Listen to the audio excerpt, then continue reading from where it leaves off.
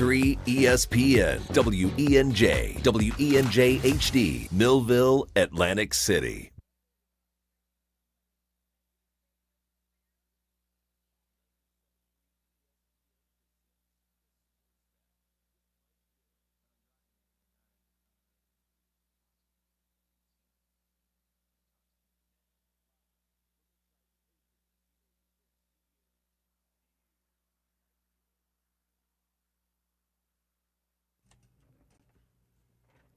Josh Hennig filling in for Mike Gill here on a Monday edition of the Sports Bash. 97.3 ESPN FM, the 97.3 ESPN mobile app powered by First Bank of Sea Isle. As always, the Sports Bash is streaming live on YouTube and X. Just go to 973 ESPN on the YouTube platform. Yes, to all who celebrate, happy Austin 316 Day.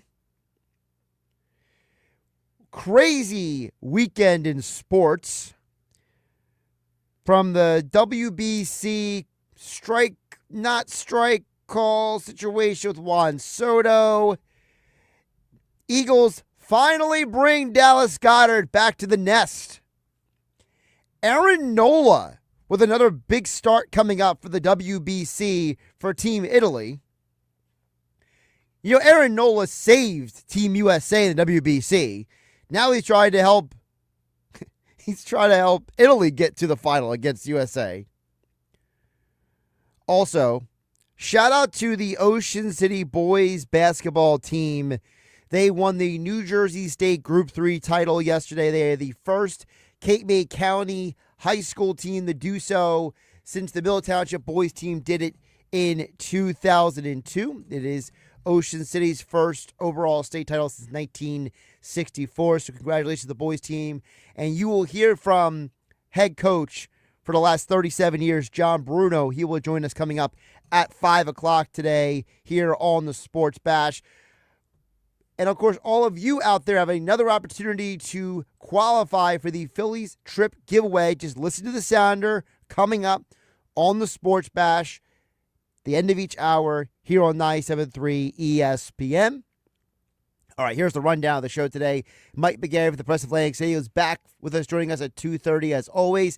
Cayden Steele covers the Eagles for NJ.com. You've heard him throughout the football season here on 97.3 ESPN. He has been closely covering all of this Eagles Dallas Goedert stuff that's been going on. We'll get into it with him coming up at 3 o'clock because, you know, if you would have asked me a month ago what was going on with Goedert, my assumption was he was not coming back. And I think it's a huge, huge conversational point that he is back. And we'll get into that, what that means coming up in just a bit. Football at 4, as always, powered by the Inside the Birds podcast. Geoff Mosher joins us to get also into all of the Eagles conversation. Knicks Nuggets, as always, at 4:30. And as I mentioned, Ocean City boys basketball coach John Bruno will join us coming up at 5 p.m. Whitehorse RV text board is open at 609-403-0973. Tell me how you guys are feeling. Dallas Goedert is back. What does it mean? Well, I want to break down the weekend because this all started Friday night when the Eagles pushed the void date for Dallas Goedert back to Monday.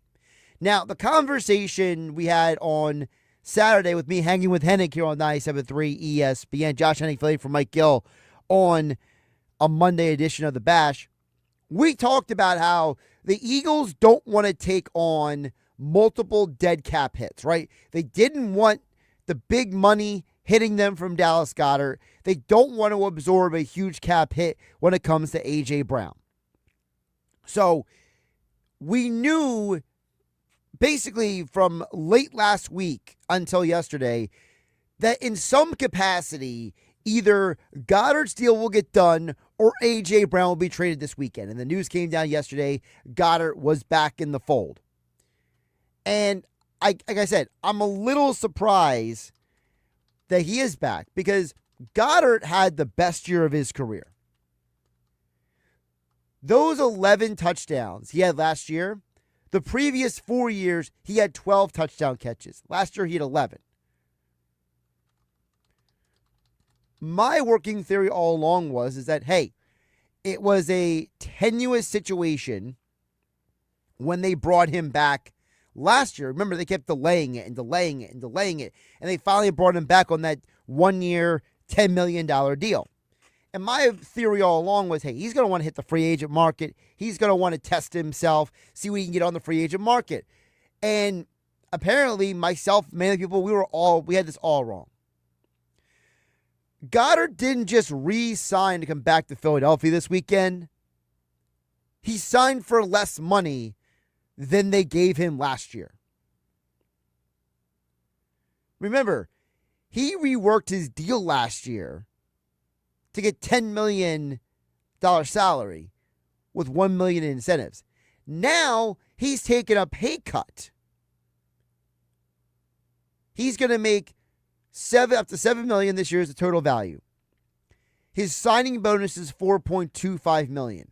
That is a huge statement by Dallas Goedert and the Eagles that they are in this together. This is not a guy who is just going out to get money. And to be blunt, no offense to Jalen Phillips, but Jalen Phillips going on Good Morning Football this morning on NFL Network and saying he went to Carolina for the culture is the biggest load of horse manure on the planet. Jalen Phillips, you went to Carolina for the money. Dallas Goedert could have done the same. He could have hit the free agent market and said, hey, I had 11 touchdown catches extra. I had the best year of my career. Hey, let's get a bidding war. He said, no, I want to come back to Philadelphia. I want to be in Philadelphia. NFL Network's Ian Rappaport earlier today explaining the Eagles and Dallas Goedert reaching an agreement yesterday. Late yesterday afternoon, Dallas Goedert, 31-year-old tight end who's been with the Eagles his entire career, won a Super Bowl with the Eagles, agreed to terms on a 1-year, $7 million deal for him to stay in Philadelphia. Now, on the field, that is significant. He has been a very good player coming off a career year, still 31 years old. The 31 years old part is interesting because does anyone feel like Dallas Goedert has gotten older? Like, is that 31 representative of just his real world age or his football age? Because we know a lot of times athletes start regressing in the football world in their 30s. But yet Dallas Goedert had the best year of his career last year. So do we look at that as, hey, him and Jalen have great chemistry? Hey, we need Dallas Goedert if we are to unload A.J. Brown. I think it's a lot of the above. And I think the 1-year deal is an opportunity to, for lack of a better term, put a little pressure on Goedert to be like, hey, man, we're not locked into you long term. We're going year by year on this deal. We are not going to sit here and just give you all kinds of money. So to me, I look at the situation and I see Goedert, a guy who didn't even try to test free agency, who came back to Philadelphia. And as Ian Rappaport says, that them moving back the void date said a lot about both the Eagles and Goedert. There was a void date in his contract. In other words, at a certain point, and it was various dates over the last week or so, he was going to become a free agent. Then $20 million of dead money was going to hit the Eagles' cap. They moved it back. Trying to work out a deal with Dallas Goedert. Eventually, that is exactly what happened. So he comes back. He's being paid less money than he would have gotten last year, right? He is coming off of a career year, but he's 31 years old. New offense, by the way. An offense that has not been a tight end dominant offense in the NFL. Here and there, you have seen guys like Tucker Kraft, Tyler Higbee, and what's his name in Minnesota? TJ Hawkinson have performed well in the McVay, Shanahan, LaFleur schemes. And really the only tight end who has played at an elite level is George Kittle. But I think we all agree that George Kittle himself is elite. It's not that the offense is making him elite. So Goedert is coming back to an unknown situation as well when it comes to the offense. He got to learn the offense like everyone else. So now that we have Goedert in the fold, what does this mean for A.J. Brown? So we talked about this weekend on Hanging with Hennig on 97.3 ESPN. Let's circle back to the Goedert A.J. Brown connective tissue. But the reason why this was a conversation, along with Goedert being a good player, is this was tied directly to the A.J. Brown situation as well, with many people thinking, okay, well, if they let Dallas Goedert walk, then they potentially that involves, all right, maybe A.J. Brown stays. If they keep Goedert, maybe A.J. Brown goes. My understanding is there's been no official change in the Brown situation, but I think for the Eagles, Dallas Goedert being back is a big-time move for their offense. So what do you guys think? Let me know. The White Horse RV text board is open at 609-403-0973. Of course, White Horse RV Centers in Williamstown and Galloway. Your RV adventure starts here at White Horse RV. Also, we are streaming live on YouTube and X at 973 ESPN. That's where Angie was first to chime in. She chimed in on the video stream. She says, I don't think the market was there for Goedert due to his injury history. I think Howie is going to take a big swing for a tight end in this draft and that they will develop him. I still love the move of adding Goedert. Well, Angie, I think that I don't want to say the market was or wasn't there for Goedert because he never went to market. It's hard to I think we might assume there might not have been a market, but I just have trouble believing that in an NFL where teams, 20 out of 32 teams would all love Dallas Goedert. The only teams that would not sign Goedert are what? The Chiefs, the 49ers, I guess the Seahawks, maybe not. Bills, Browns, I guess the Lions. So I thought of 6 off the top of my head. 7 with the Bears. The Bears only a tight end. So there's basically 7 teams that would not have a direct need for Goedert, but the rest of the NFL does. So I don't know if it's fair to say his market wasn't there. I think that the point about the injury history is more of the point, which is how did the injury history impact how Goedert looks at the market, how the NFL looks at him, and how the Eagles look at him. You're 100% right, Angie. They are going to draft they're going to draft tight end because that's the Eagles' history. They drafted L.J. Smith when Chad Lewis was still here. They drafted Brent Selleck when L.J. Smith was here. Then they drafted Zach Ertz with Brent Selleck mentoring him. They drafted Goedert with Ertz mentoring him. And I think in Philadelphia's mind, they were hoping that Grant Calcaterra was going to be the heir apparent to Dallas Goedert. But Calcaterra has proven himself to not be anywhere in the same conversation as the other tight ends I just named. Calcaterra is a nice, solid tight end who can catch the ball. But he's a horrible blocker. He has injury history of his own. And when you break it down, you really have to look at it this way. I don't think it's, shall I call it fair, right? To expect Calcaterra now to all of a sudden just grow and evolve into some sort of, stud player. Because he's already 27, turning 28 years old this upcoming season. He's pretty much is who he is. And that's why they got to draft the tight end. And listen, we will be talking about it for the next several weeks here on 97.3 ESPN FM, the 97.3 ESPN mobile app powered by First Bank of Seattle. Josh Hennig hanging out with you, filling in for Mike Gill. We'll get to the White Horse RV text board in just a bit at 609-403-0973. The draft has some interesting tight ends. I am personally a big fan of Eli Stowers, the tight end from Vanderbilt. I know a lot of people are very enamored with Kenyon Sadiq, but I don't think Sadiq's going to make it to the Eagles at 23. I think Philadelphia had to trade up to get Sadiq, and I don't think Sadiq is, for as gifted of an athlete that he is, I don't know if trading up for a tight end is the smartest move. So that's why, to me, a guy like an Eli Stowers from Vanderbilt or a Max Clare from Ohio State, you can draft those guys in the second round and still get a very high-end tight end. If those guys, for whatever reason, are not available, you have Eli Raritan of Notre Dame or a Jack Enders from Texas you can get maybe in the third round. So there are some good tight ends to get in the draft.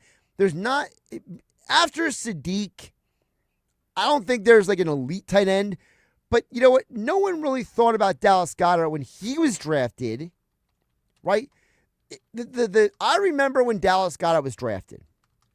It was almost a joke at the Eagles drafted him because the Eagles traded up to get ahead of the Dallas Cowboys in order to select him.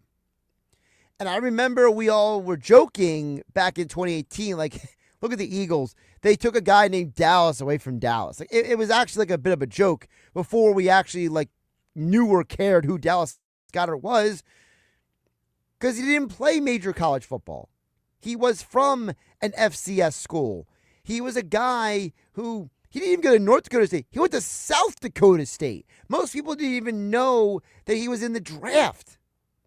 And the two tight ends that were taken ahead of him were both considered elite athletes coming into the draft. That being Mike Gesicki and Hayden Hurst. I know Gesicki was drafted by Miami. I think Hurst drafted by Baltimore, because Baltimore, I believe, drafted two tight ends that year. I think it was Hurst and Mark Andrews. But my point is that there were a lot of guys in that draft who were much highly more regarded and looked at than Goedert is. And yet, Goedert is the one, when you look at the stats, right? When you look at the numbers, when you look at the career that he has been able to put together, for a guy who was the third tight end and probably the least known of all the tight ends, he's going on to have a pretty darn good career. The only tight end in that draft class who ended up with more touchdown catches than him is the aforementioned Mark Andrews. Gesicki's had a solid career, but he's never lived up to, being the number 2 tight end in the draft. Now, part of that is that he's played some bad teams in Miami, but still. Hayden Hurst had a nice start to his career, but he's faded off due to injuries. So, Goedert is a bit of an overlooked guy, so I'm not going to act like this draft class can't produce a good tight end, because I already know Philadelphia has found a way to find a good tight end in years past. All the guys I mentioned, Dallas Goedert, Zach Ertz, Brent Selleck, LJ Smith, none of those guys were first-round draft picks. They were all second, third, fourth type draft picks. Goedert and Ertz were both second-round picks. And Selleck was definitely not. I think he was a 4th or 5th round pick. So I trust the Eagles organization to find a tight end. I don't think if you don't get Sadiq, it's going to be that much of a negative for Philadelphia. Ray and EHT chimes in the Whitehorse RV text board at 609-403-0973. Ray says, it's a huge statement that Dallas is telling us the locker room might be in some disarray, as we are saying the Eagles organization might like the best organization to work for. Why would you want to take less money as a good tight end as he is, so to speak, volumes about the Eagles organization, that locker room, in my opinion, says Ray and AHT. Ray does say a lot about the Eagles, because for Goedert to theoretically take less money, and again, I'm not criticizing Jalen Phillips for getting the bag, okay? I'm a big believer in someone's willing to pay you something, that's what your worth is, okay? I'm not going to sit here and tell you fill in the blank person is not worth $30 million, because at the end of the day, if we want to get really, really nuanced, nobody's worth $30 million, right? No, especially no athlete, unless their marketing potential is, people like Michael Jordan or LeBron James, right? But guess what? Dallas said, I want to stay in Philadelphia. I appreciate the Eagles organization. I think that they could use me. And right in the HC is right for all the negative out there that has been put out about the Eagles organization. Remember, they were not highly ranked in the NFLPA player poll the last couple of years in certain categories. This is the organization that has been criticized by people on the outside about how they handle their business with A.J. Brown and Jalen Hurts and Nick Sirianni. And obviously Sirianni gets criticized a lot by people who are outside the building. So to me, I look at Philadelphia and I say, you got a really good player here. You got a good player who wants to come back. But again, I will reiterate. It doesn't mean you don't draft the guy. I think they will. Now, it doesn't mean A.J. Brown's getting traded either. A.J. Brown still has people out there interested in trading for him. I think Goedert is here as an insurance policy.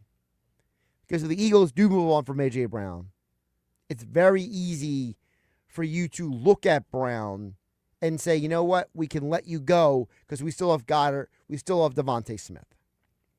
Phil and Brigantine chimes in on the text board, the White Horse RV text board at 609-403-0973. Phil says, Josh, I'm happy Goedert is back. I'd love to see the Eagles sign Juwan Jennings if they trade A.J. Brown. Jennings can play the outside.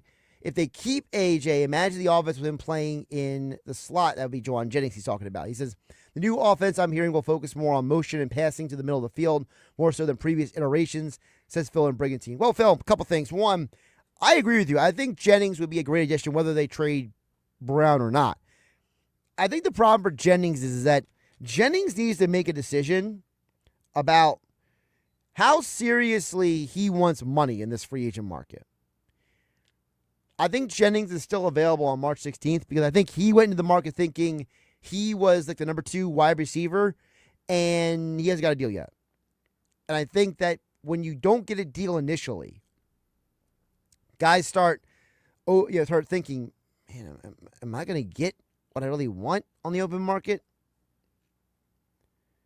So I tend to believe that Jennings is probably going to be in a situation like Tariq Woolen, where he's going to be asked to just take like a 1-year deal or like a prove-it kind of contract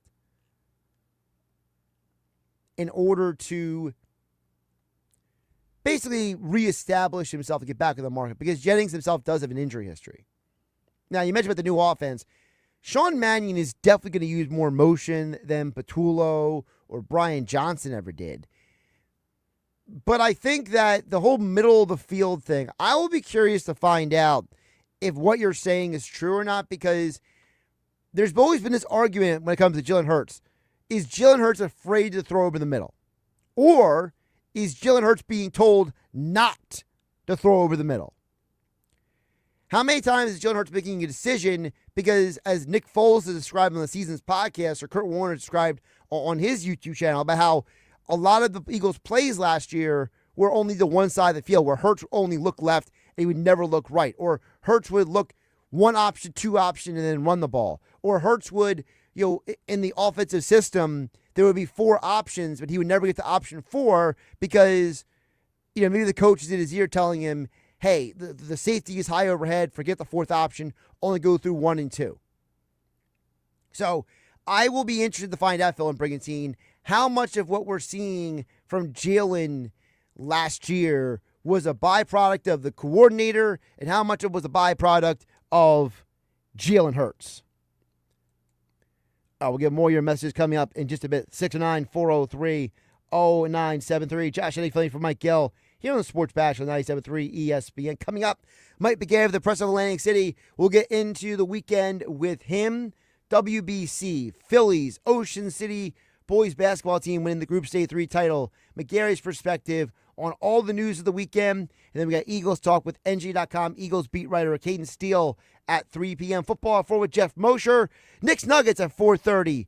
And Ocean City high school basketball coach John Bruno coming up at 5. All that and more still to come. And don't forget, your next opportunity to qualify when you hear the sounder at the end of each hour right here on the Sports Bash. 97.3 ESPN FM, the 97.3 ESPN mobile app powered by First Bank, Seattle City. And we are streaming live on YouTube and X.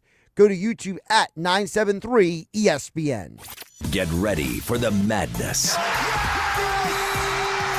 March Madness on 97.3 ESPN.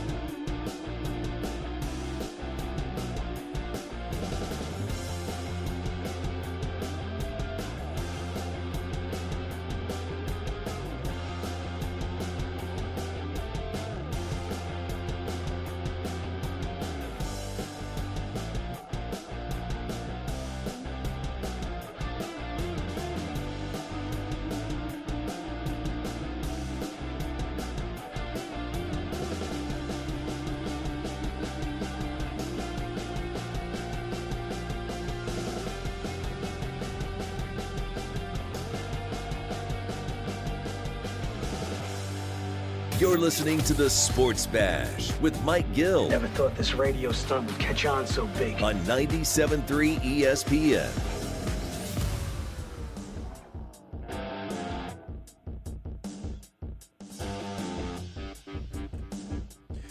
Josh Hennig filling in for Mike Gill on the Sports Bash, 97.3 ESPN FM, 97.3 ESPN mobile app, powered by First Bank of Seattle, streaming live on YouTube and X.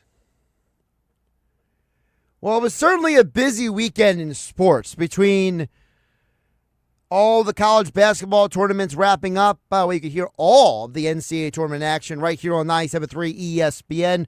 First four at 6:30 p.m. Tuesday and Wednesday nights. And then all day Thursday and Friday from noon to midnight, all the college basketball action right here on your home for the NCAA tournament in South Jersey. 97.3 ESPN. Also listen to all the games on 97.3 ESPN mobile app. Mike McGarry of the Press Atlantic City, he had a busy weekend as well. We'll get into all that with him right now on the Sports Bash. Mike, welcome in. How you doing today? Hey, Josh, how are you? I'm doing fine today. Well, I think you're at least doing better maybe than Juan Soto and his teammates after the whatever you want to call that happened yesterday about they're basically making it like, they lost because of a call. But, Mike, I tend to think that the U.S. advanced because I got to give Mark DeRosa a lot of credit. Starting Gunnar Henderson ended up being the move that changed the whole game. Yeah, the United States wins that game 2-1, right? There was a couple of questionable ball strike calls, including the last out of the game coming on a strikeout. Guy gets caught looking at a strikeout there. Mason Miller does the job there. Really interesting game last night. I think in my discussions with Mike Gill earlier last week, I don't think either one of us is a big World Baseball Classic type of game. I just get nervous sitting guys out there. Like, I don't imagine if you're a Pittsburgh Pirates fan, if those people exist anymore, how you sit there and watch Paul Skeens pitch last night. I mean, I'd be on the edge of my seat.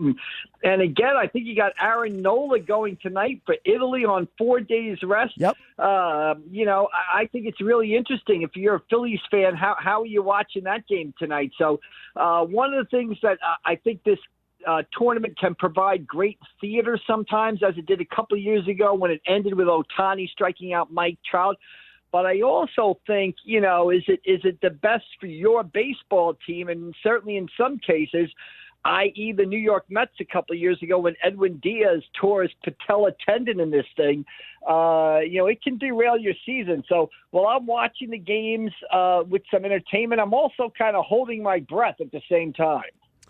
Yeah, for those who don't know, the Italian team, what they did is they starting Aaron Nola on short rest because they want to keep Michael Lorenzen for a potential matchup with the USA again. Read into that what you will, Mike McGarry. But it is a little nervous. You're right, because there's a part of you as a baseball fan of your team, right? Mets, Phillies, whoever, and you look around like, I don't want my guy to get hurt because you guys are trying to win a title that, it's cool that they're playing for national pride, but this is the Olympics, Mike McGarry. Exactly. And one of the interesting things last night, now this might say more about Juan Soto. I watched Juan Soto play for the Mets all day a ton of times last year, and I had no problem with this. But Juan Soto never not known for exactly getting out of the batter's box and hustling down to first base with a sense of importance on a ground ball. And last night he ran just about the fastest I've ever seen him run down to first base, trying to beat out a double play ball in this game. So it's great that the competition means that much to these guys, and they're willing to invest in it and play as hard as they are. But at the same time, again, if you're a Phillies fan tonight, is it the wisest thing for Aaron Nola to go on, 4 days rest again, go out there, throw 70, 75 pitches? You can argue that he'd be doing the same thing in spring training, but, there's obviously a big difference between this World Baseball Classic game and the semifinal game. Are you putting mileage on Aaron Nola's arm right now in March to get Italy to the World Baseball Classic final? And is this going to impact Aaron Nola in September or October when the Phillies need him? To me, that's the point of this tournament, and why the tournament, although it produces some drama and some great moments, makes me a little squeamish kind of watching it a little bit. Mike McGarry of the Press of Atlantic City joining us here on 97.3 ESPN. Josh Hennig filling in for Mike Gill on a Monday edition of the show. Looking ahead, you mentioned about the Phillies. We've seen Nola pitch well in the WBC. We've seen certain guys play well in the WBC. But the last time we played the WBC, Mike McGarry, remember Trey Turner played great, and then he came to Philadelphia. He didn't play so well. So, are we looking at the WBC and wondering, are these guys maybe playing too well and that they won't be able to do their 100% when they start the season next week? Yeah, for the position players, I don't worry as much, about the position players, because I don't think a couple of extra at-bats here or there is going to impact them. I just worry about the pitchers and the health of pitchers that you've got invested in. And you mentioned the Trey Turner thing. Maybe Phillies fans are having the opposite effect here with Bryce Harper, who has not had a great tournament so far, and so maybe he'll be better once the season starts. But I don't worry so much about the position guys, Josh. I worry more about the pitchers putting stress on their arms this early in the season and what impact that will have on them as the season progresses. Speaking of how the season progresses, Mike, let's talk about how the offseason has been progressing in the NFL. I got to tell you, Mike, when the season initially ended, I never thought Dallas Goedert would be back for the Eagles. And now looking around, and they got this deal that they're pushing back his void date twice. What does it say to you that Dallas Goedert was saying, hey, I don't even want to go to free agency. I want to come back to Philadelphia?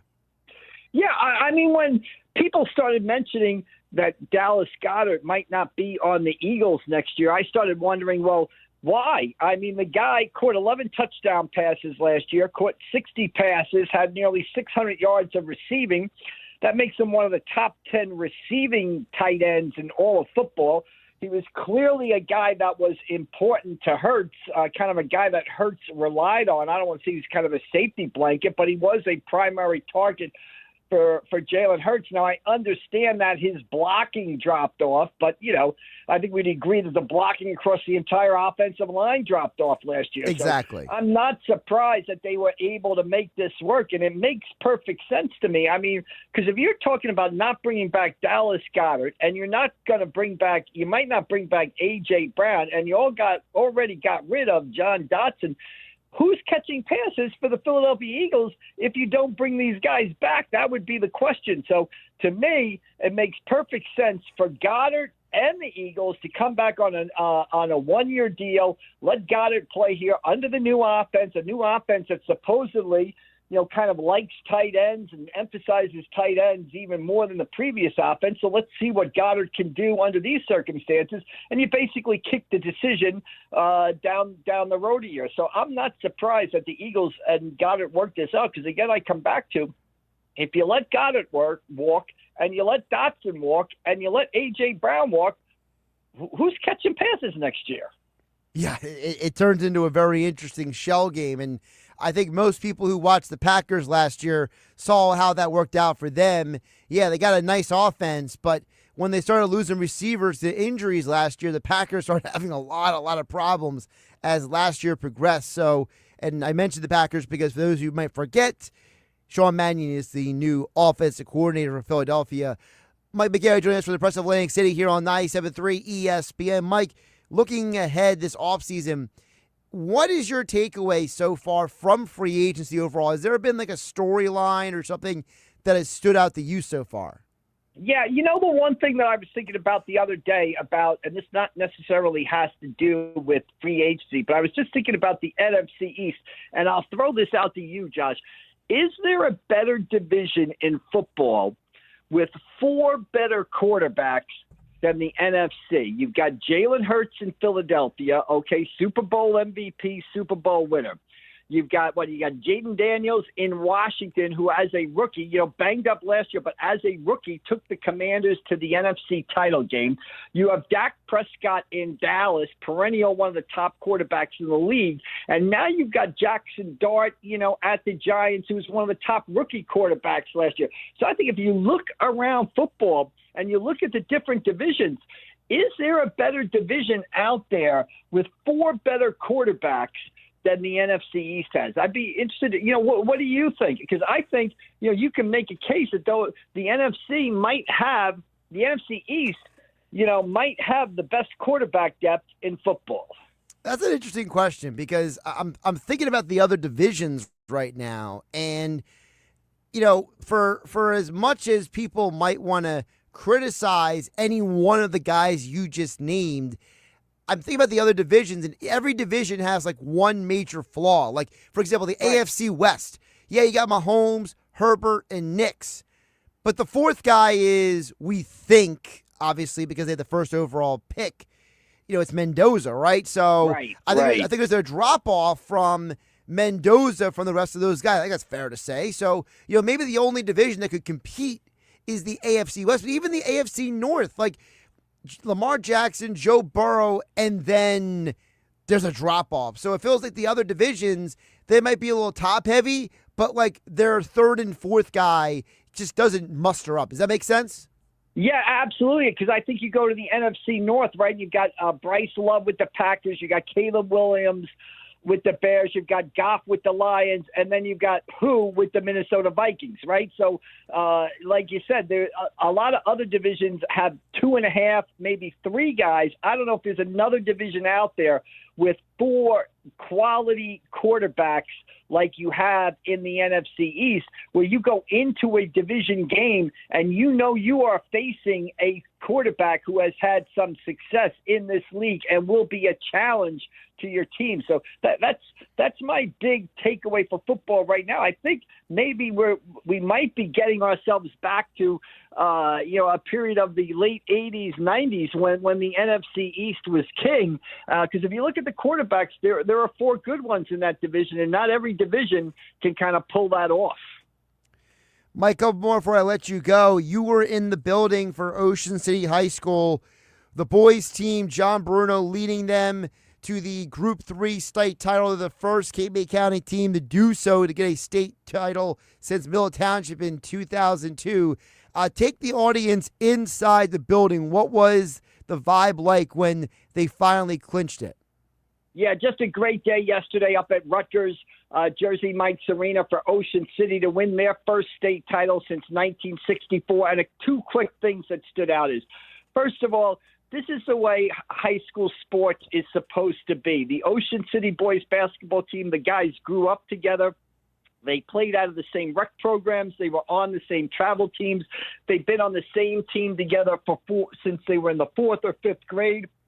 They're a bunch of neighborhood kids, and they come out and win a state title. That's what high school sports is supposed to be. And second of all, the unselfishness with the way they played yesterday was really remarkable. I've never seen a team play a more unselfish game in a big moment than I saw the Ocean City boys basketball team play yesterday. And the numbers were right there. Josh, they had 20 baskets and 17 assists. So they made 17 assists on their 20 baskets, which is really a remarkable figure. And these assists weren't like they passed to a guy who made a 25-foot jump shot. No, 7, 8, 9 of these assists led directly to wide open layups. So it was just a joy to watch a team of neighborhood kids kind of reach the pinnacle of the high school sports world. And the way they did it with their unselfish play made it even more remarkable. If you go to pressofac.com, we have stories and videos and photos up from yesterday.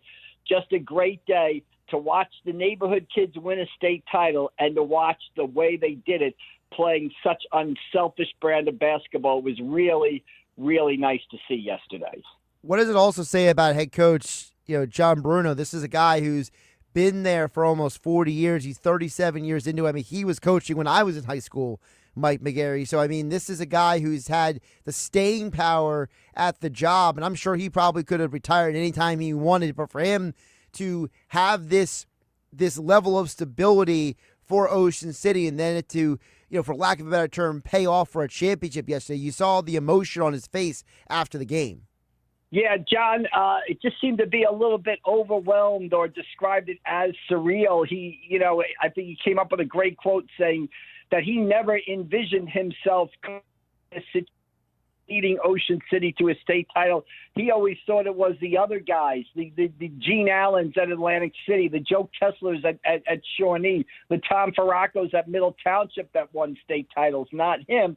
But now he gets one, and, this state title, puts him now, makes him one of the most accomplished coaches in Cape Atlantic League boys basketball history. He goes down in the record books. It seems funny to say that one win, on a game changes, your career legacy. But, Josh, this is the business we choose. And when you win the big one, the victor go the spoils. So right now, you have to consider John Bruno one of the greatest coaches in Cape Atlantic League boys basketball history.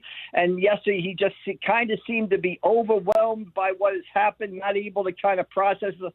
But he was extremely happy to see his players because, it's kind of true what Fred Shiro said, back in 1975 for the Philadelphia Flyers, win today, walk together forever. I mean, these kids from Ocean City will be linked, the rest of their lives.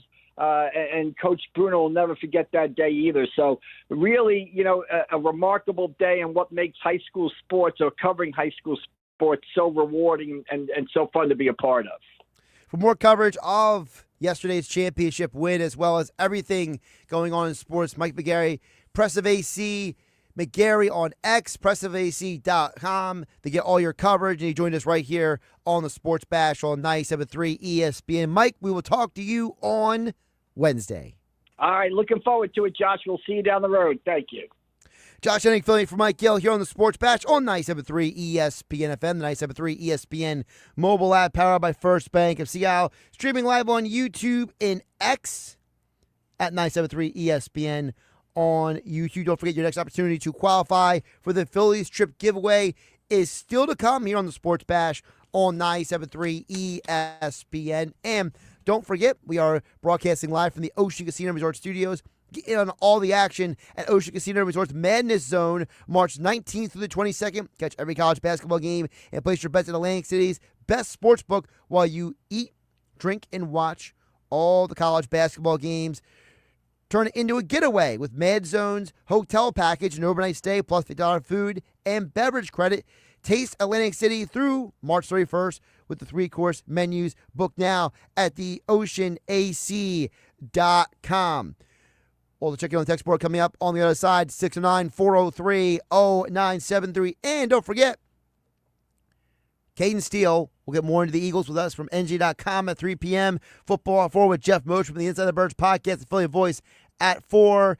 Nick Earnshaw from Knicks Nuggets at 4:30. And the aforementioned Ocean City High School boys basketball coach, now state champion head coach John Bruno, which is coming up at 5 o'clock here on the Sports Bash on 97.3 ESPN.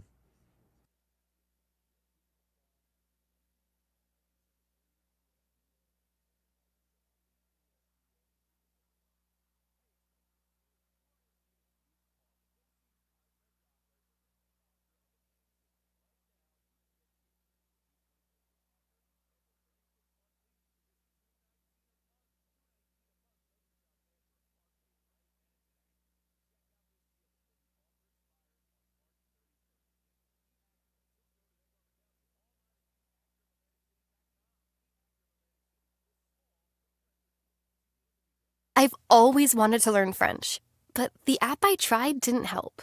If you want to memorize words in another language,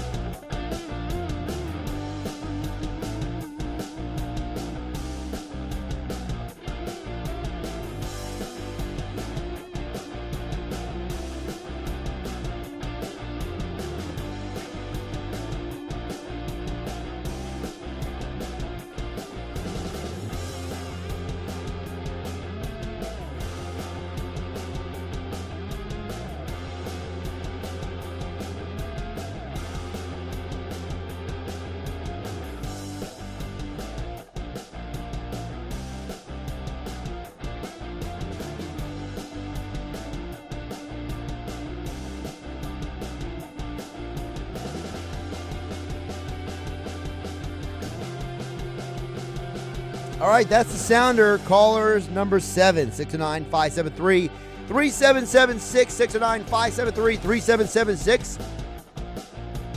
You call in, you qualify for the Phillies trip giveaway Thursday, March 26th. Sports Bash with Mike Gill, broadcasting live from Anchorage and Summers Point, and you will have the opportunity not just to come out and hang out and watch the Phillies opening day with Mike Gill and the Sports Bash, but you also can win a trip to a Phillies game in Baltimore this summer. Win the trip, you got to call 609-573-3776, 609-573-3776.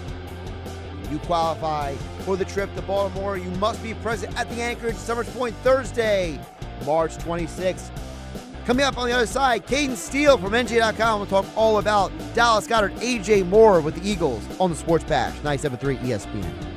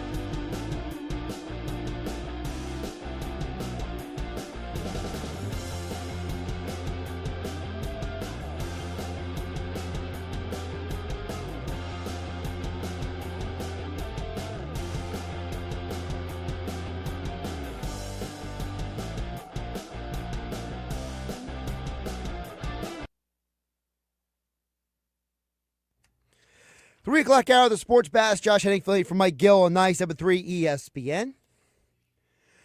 3 o'clock hour being brought to you by Broadleys Plumbing, Heating, and Air Conditioning. Broadleys is your trusted source for heating and plumbing service installation for generations. With this crazy weather, you may need your air system checked out. Give them a call at 609-390-3907 or visit them online at broadleys.net. We get back in the Eagles conversation right now. As promised, Cayden Steele, NJ.com, joining us here on 97.3 ESPN as the Eagles bring back Dallas Goedert, which is probably a surprise to a lot of people. So what could that mean for the team the rest of this offseason? Cayden Steele joins us right now on the show. Cayden, welcome in. How you doing today? Doing great. Thanks for having me on today. I appreciate you jumping on, and I think you and I probably both agree that no one really, if you would have asked us like a month or two ago to see Dallas Goedert back in an Eagles uniform. So what does it say to you that Dallas Goedert, he didn't just come back, he didn't just agree to push back his void date twice, but then he comes back for less money than he signed for last offseason? Yeah, I think the first thing it says is that Dallas Goedert wanted to be back in Philadelphia. You don't always see players, be appreciative of being asked to take a pay cut the following offseason, have to take a pay cut and then take a less the next offseason. It usually goes the other way around, which is why 2 months ago I would probably say the same thing as you. Like, I just feel like this was the last, year for Dallas and the Eagles. He was going to ride out this year, get paid elsewhere, but it appears that he wanted to be back. I mean, that's obvious by him coming back on this 1 year. I think it's reported about $7 million. It also says that I'm not sure how much Dallas Goedert was going to get on the open market. Maybe another team would have signed him. I saw some reporting that like the Broncos were interested in him from Albert Breer, but like how much money was he really going to get? The tight ends aren't getting paid a ton in the open market, and he's over 30 years old. He has a long injury history. My guess is that the interest really wasn't there from other teams that were going to give him a contract that he felt was worth leaving Philly. Philly wanted him back. And then obviously there was the financial incentive where, the Eagles were going to take a $20 million dead cap hit if they didn't re-sign him. So I think it worked out for all sides. But yeah, if we're talking 2 months ago, I thought Dallas was probably in his final year. So it's interesting that they have him back now. And I guess you could say they have less of a tight end need going into the draft at least. Well, in theory, we know in years past, Cayden, that the Eagles have historically drafted a tight end before letting one go, right? They had Ertz when they drafted Goedert. They had Brent Selleck when they drafted Zach Ertz. They had L.J. Smith when they drafted Brent Selleck, and so on and so forth. I think, and again, I'm projecting a little bit, so you can correct me. I think the Eagles were hopeful that Grant Calcaterra was going to be the next guy, but I don't think he has worked out the way they had hoped. So I think maybe they will go into this draft and maybe get a guy because Grant Calcaterra is also back on a 1-year deal. Yeah, I don't know if they felt Grant was a guy. I still do think they like Grant. There's a reason they brought him back. He's not a good blocker. We all saw that last year, and it led to a lot of criticism. But they also put him in really bad situations. It's just not what he is. He's obviously not guaranteed to make the roster with the deal they gave him, but he's back in the fold. But I would agree with you that, this gives them an opportunity to draft and develop another tight end, maybe who's not a first or second round pick. Someone they draft, let's say in the third round this year, they had 2 third-round picks. Someone they draft in the fourth round. It is a pretty good tight end class in terms of depth. There's a lot of guys. There might not be that like star talent that really stands out when you hit the third, fourth, and fifth round, but there's a lot of guys that could develop into a name that you just mentioned, like a Brent Selleck type player, Dalton Schultz type player, at least like a solid starting tight end in the NFL. And they'll have an opportunity to take that guy and develop him for a year before he even has to step in the starting role. So I think tight ends on the table for them, but at the same time, it kind of draft proofs it where, if you don't love the player in the third or fourth round or even the second round, you don't have to necessarily force it. You could wait to next year in 2027, which is supposed to be a much better draft class overall, and you feel like there would probably be some tight ends in that class as well. NJ.com, Eagles beat writer Cayden Steele joining me here on the Sports Bash on 97.3 ESPN. You can give him a follow on the X platform at Cayden_Steele19. Cayden, when you think about now this offseason, they've given a lot of 1-year deals, right? They gave Rick Woolen a 1-year deal, Calcaterra, Goedert. How much of these moves do you think is in part Howie understanding that, hey, we got a lot of guys to re-sign down the road, and I'm not going to have my hands tied for 27, 28, and 29? It has everything to do with it. I think this was his strategy going into free agency. He talked to us before the combine, saying not to expect any flash moves. And I think when he meant that, he was talking about 1-year deals. Honestly, I think the players that they got, like Tyreek Woolen, the quarterback from the Seahawks, at his best, he's a really good player. I know there's some inconsistencies there, but he's a top line starter when he's playing at his best and he's consistent and he's not drawing flags and doing unnecessary mistakes like drawing taunting penalties. And then they brought in Arnold Ebiketie, who had some pass upside. He was kind of used in a limited role with the Falcons, but people really like him. So they brought in 2 young players of upside there. So honestly, they did better than I even anticipated. But with the 1-year deals, that's part of the strategy. They don't want to invest long-term in these guys when they have to pay Cooper DeJean and Quinion Mitchell and Jalen Carter contract looming and other players on that defense potentially in the coming years, like Moro Jomo even maybe. So he's not going to go out and invest long-term in outside free agents who are good, but I don't think he thinks are better than the current guys that he has, and give them a long-term deal and then sacrifice someone like Moro Jomo or someone like that on defense. So I think that's part of his strategy. And then also, with bringing guys on 1-year deals like Tyreek Woolen and Arnold Ebiketie and even Dallas Goedert, you're hoping that they have big years next year, and the next offseason they get paid a ton of money by another team on a long-term deal, especially like Tyreek Woolen and Arnold Ebiketie, get long-term deals, and then you recoup that with comp picks the following draft. So I think it's all part of Howie's strategy. It's draft and develop, and then fill in free agency sporadically with 1-year deals for guys with upside that you could later get those comp picks for. I feel like you're just pronouncing Ebiketie's name again and again, so it gets into your brain at this point. Instead of calling him AK, apparently. I saw that he wants to be called AK, but it's like I feel like you're as a professional, you're trying to call him by his real name. Yeah, definitely. AK is definitely easier. It's way easier. Well, it's kind of like it makes you think of the whole Travis Etienne or Etienne or whatever his name is, down in New Orleans. It's like, now I feel like we're all like being like hypersensitive now to call people by their name, right? Yeah. Hey, I appreciate the two-letter nickname, though, so we can roll with AK for the rest of the time. Well, it's also great when you're writing, right? You can just type AK here and there instead of typing his whole name, right? Yeah, maybe less in writing, but, it's easier definitely saying, at least. Absolutely. So let's get some other Eagles thoughts going on right here. So the team definitely has some interesting questions still to go. They have a void right now at safety. A lot of people are wondering, what they're going to do when it comes to the edge rushing position. Do you think that the Eagles are going to keep looking around in free agency, or do you think those are 2 positions that they are going to address maybe through a trade instead?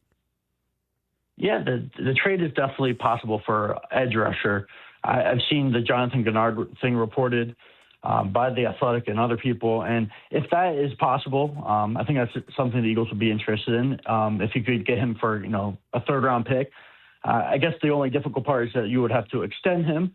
But he had a down year last year, but the previous 2 years he finished with 12 and 12.5 sacks. So one of the most underrated edge rushers in the NFL. So if they were able to get him for a fair price, I think they would potentially do it. And a fair price when it comes to the draft pick and what he's asking for. We saw they were hesitant to give Jalen Phillips $30 million.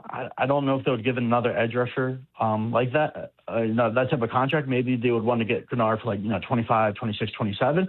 And if they could, I think that's possible. It seems like that's kind of died down a little bit, though. I haven't heard much about that in the last few days, so we'll see what happens on that front. The Max Crosby situation seems a little complicated for me to project them trading for a guy like Max Crosby. I don't know what it would take now. It seems like the Raiders might honestly just keep him now. You see Max Crosby putting out tweets like he's going to play for the Raiders next year. So I'm not willing to bank on that, but I think they would be interested in the trade market, and Goedert seems like the most likely option if talks continue there. And maybe they go the veteran free agent route, but there's not a ton of options available right now in free agency. I mean, you got Joey Bosa, A.J. Epinesa, the two Bills pass rushers, Jadeveon Clowney. I mean, there's some guys there, but, like, nothing that would make you feel really great about the group if you brought them in. So I wonder if it's, they either trade for a guy. I think that's probably most likely. They'll find some guy they could trade for maybe, or if they wait until the draft. When it comes to safety, though, I think they're going to go cheap there. I really do. I think they're going to bring in either, like, they're going to let Michael Carter stay as the safety. They're moving full-time there and bring in a rookie in, like, late day 2, early day 3, and they're going to let Cooper DeJean play there in the base package. I think they're going to kind of piece that together. Maybe they re-sign Marcus Epps as well. Like, I don't think they're going to spend a ton of money or make a big move at safety. I think they're going to patch it together and let Cooper DeJean play there in the base with Tyreek Woolen playing outside at corner. But other positions, I mean, Josh, I still think they're going to fill up this roster. Saw the report over the weekend that the Eagles were in the mix for Darnell Mooney. The Giants ended up signing him. If they're looking at Darnell Mooney, that tells you they're looking at wide receiver. I don't know if that is like the potential A.J. Brown replacement if they trade A.J. Brown. I think that's more the Jahan Dotson, Darius Cooper competition type of player, whether that's, there's some guys out there still like Christian Kirk and Greg Dortch and Deebo Samuel, I mean, who could fill like a number 2, like a number 3 wide receiver role. And honestly, this team needs offensive line depth.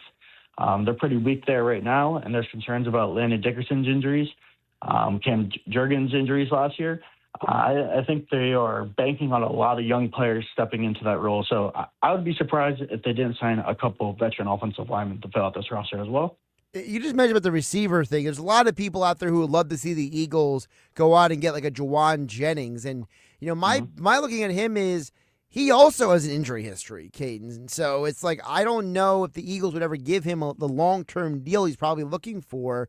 I mean, maybe you could convince him for like a 1-year Rick Woolen type of deal. Maybe they get him, but I kind of think you're right about that. I don't think they're going to go like, big name hunting when it comes to receiver, whether A.J. Brown is here or not, because you look at what, what's his name? The offensive coordinator, Sean Mannion, did what they did in Green Bay for years, right? Green Bay has never had a number 1 receiver in like a decade, basically. And they basically have found a way to do well with whatever they got. And I think most people would believe that Devontae Smith is better than anybody on Green Bay's wide receiver core. Yeah. And I think I agree with you that like Juwan Jennings feels a little unrealistic unless his market keeps going down and down. And to your point, I mean, it's obvious that he thought he was going to get something that he isn't, because I don't know why else he would still be available. He's a pretty good player. But yeah, I expect him if let's say they did trade A.J. Brown this offseason, and I don't know for sure if that's going to happen, but it happens later in the offseason. I would expect them to roll into next year as with Devontae Smith as wide receiver 1, being the premier guy in that offense. If they were preparing to replace A.J., I wouldn't be surprised if they took someone in the draft on day 2. And then you have a veteran wide receiver to fill that number 3 role. Like I think Christian Kirk honestly would be perfect for that role. He didn't play a ton in Houston last year, but he came in that playoff game. He had 144 yards in the wild card round. He showed you he still had a ton of speed. He's a vertical threat still, which really I think they've been lacking in this offense, as good as A.J. Brown and Devontae Smith have been. Like a true guy that could take the top off the defense. He has that ability, and I think that would be perfect within this offense, and he would be a complementary type player. And then like another guy would be like Brandon Cooks from the Bills. I mean, if he's hanging around later in the offseason, they're still looking for that role. He would be a good fit. So I don't see them spending big time money on this position. I think it's more, they fill it in cheap through free agency and they find someone in the draft if AJ goes and as his replacement. Well, let's get to the A.J. Brown part of it. There's a lot of national media reporting out there that basically the Eagles are not going to trade A.J. for anything less than what they're asking for, and that pretty much there's a people who are in Boston, for example, NBC Sports Boston.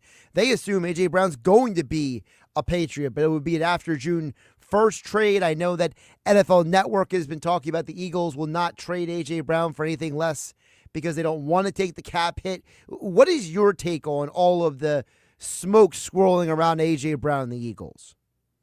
Yeah, I mean, it's been so much over the last 6-7 months, dating back to last season. It's hard for me to believe that like AJ wants to be back next year. I think the writing on the wall is like that he wants out, or he would appreciate some fresh start. But at the same time, I mean, he's under contract for multiple more years. The Eagles owe him a lot of money, and they don't need to rush this or necessarily even have to trade him. Like, I don't think that they should settle. I mean, I've seen some of that stuff you're talking about, like, the Patriots reporting out of Boston talking about, eventually they'll get AJ and the Eagles will have to lower their asking price. And I've seen like day 2 picks thrown out. Like, I don't think the Eagles should settle. That's just my opinion. He's still an awesome player. I get he might have declined a little bit last year. He's dealt with some injuries over the last few years. I don't know if he's the player he was 2 years ago, but he's still like a number 1 wide receiver in the NFL. And then you look at like what the Bills got for DJ Moore. They got a 2nd-round pick. I just don't think there's any way that Howie's just going to settle for less than what he wants. I mean, I've seen a 1st and 2nd-round pick reported by the Philadelphia Inquirer and a couple other outlets. And I thought that was throughout a Quinn Williams type package. I think the Eagles ultimately have to get something close to that to move AJ, and rightfully so. I mean, you don't move on from a player of that caliber unless you get something that really helps your roster reload. And if it doesn't happen, I mean, could they try to repair whatever is wrong with AJ, whatever he's frustrated with, whether it's the offense, whether it's Jalen Hurts? I think that is probably a better route than just giving them up for nothing. So we'll see what happens. There's a ton of smoke. And it's not even just the reporting. I mean, AJ stopped talking during the last month of this 2025 season.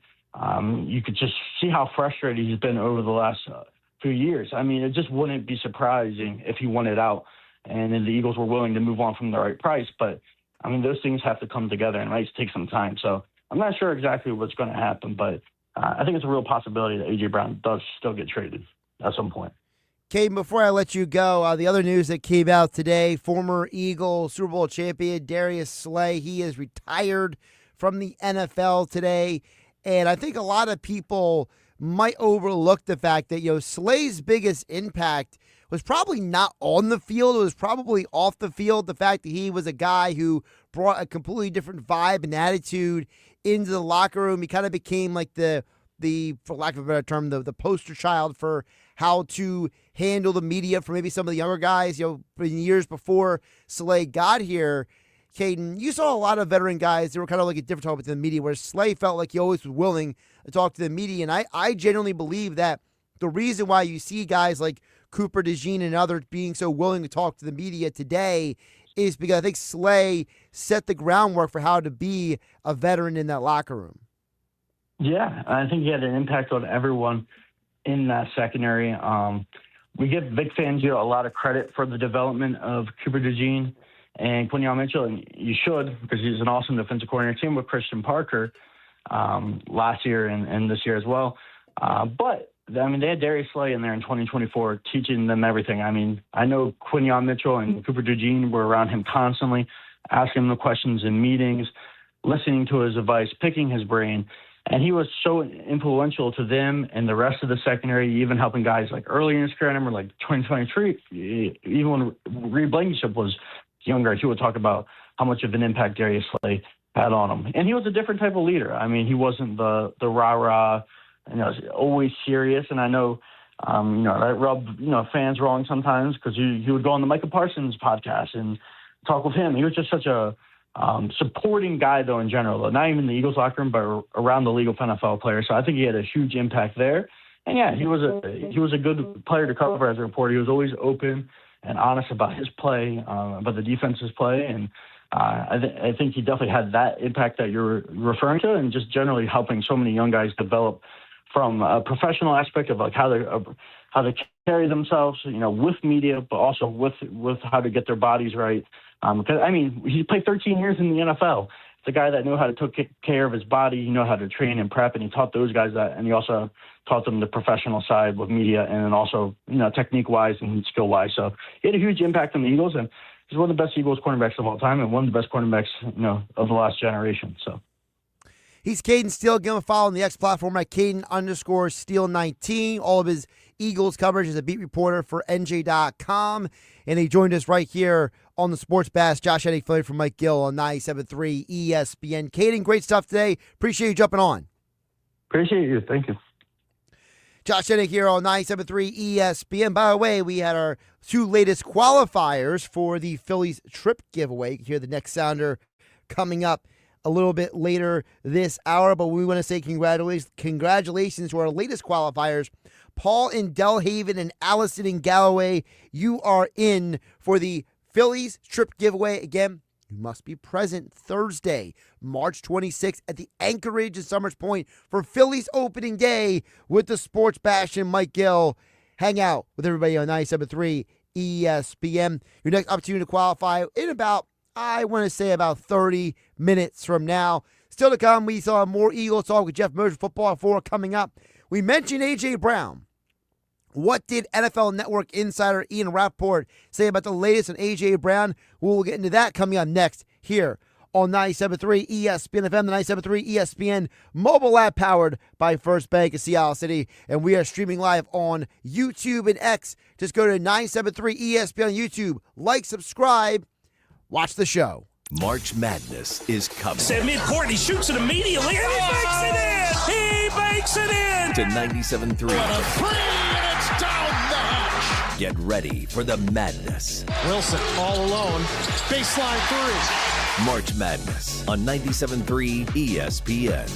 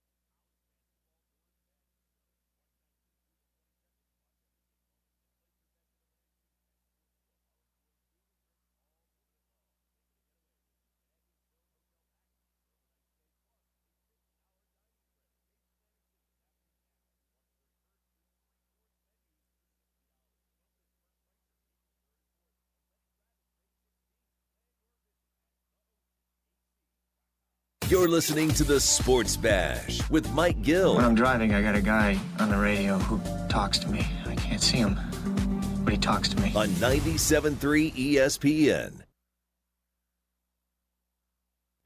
Josh Hennig Phillies from Mike Gill on the Sports Bash on 97.3 ESPN.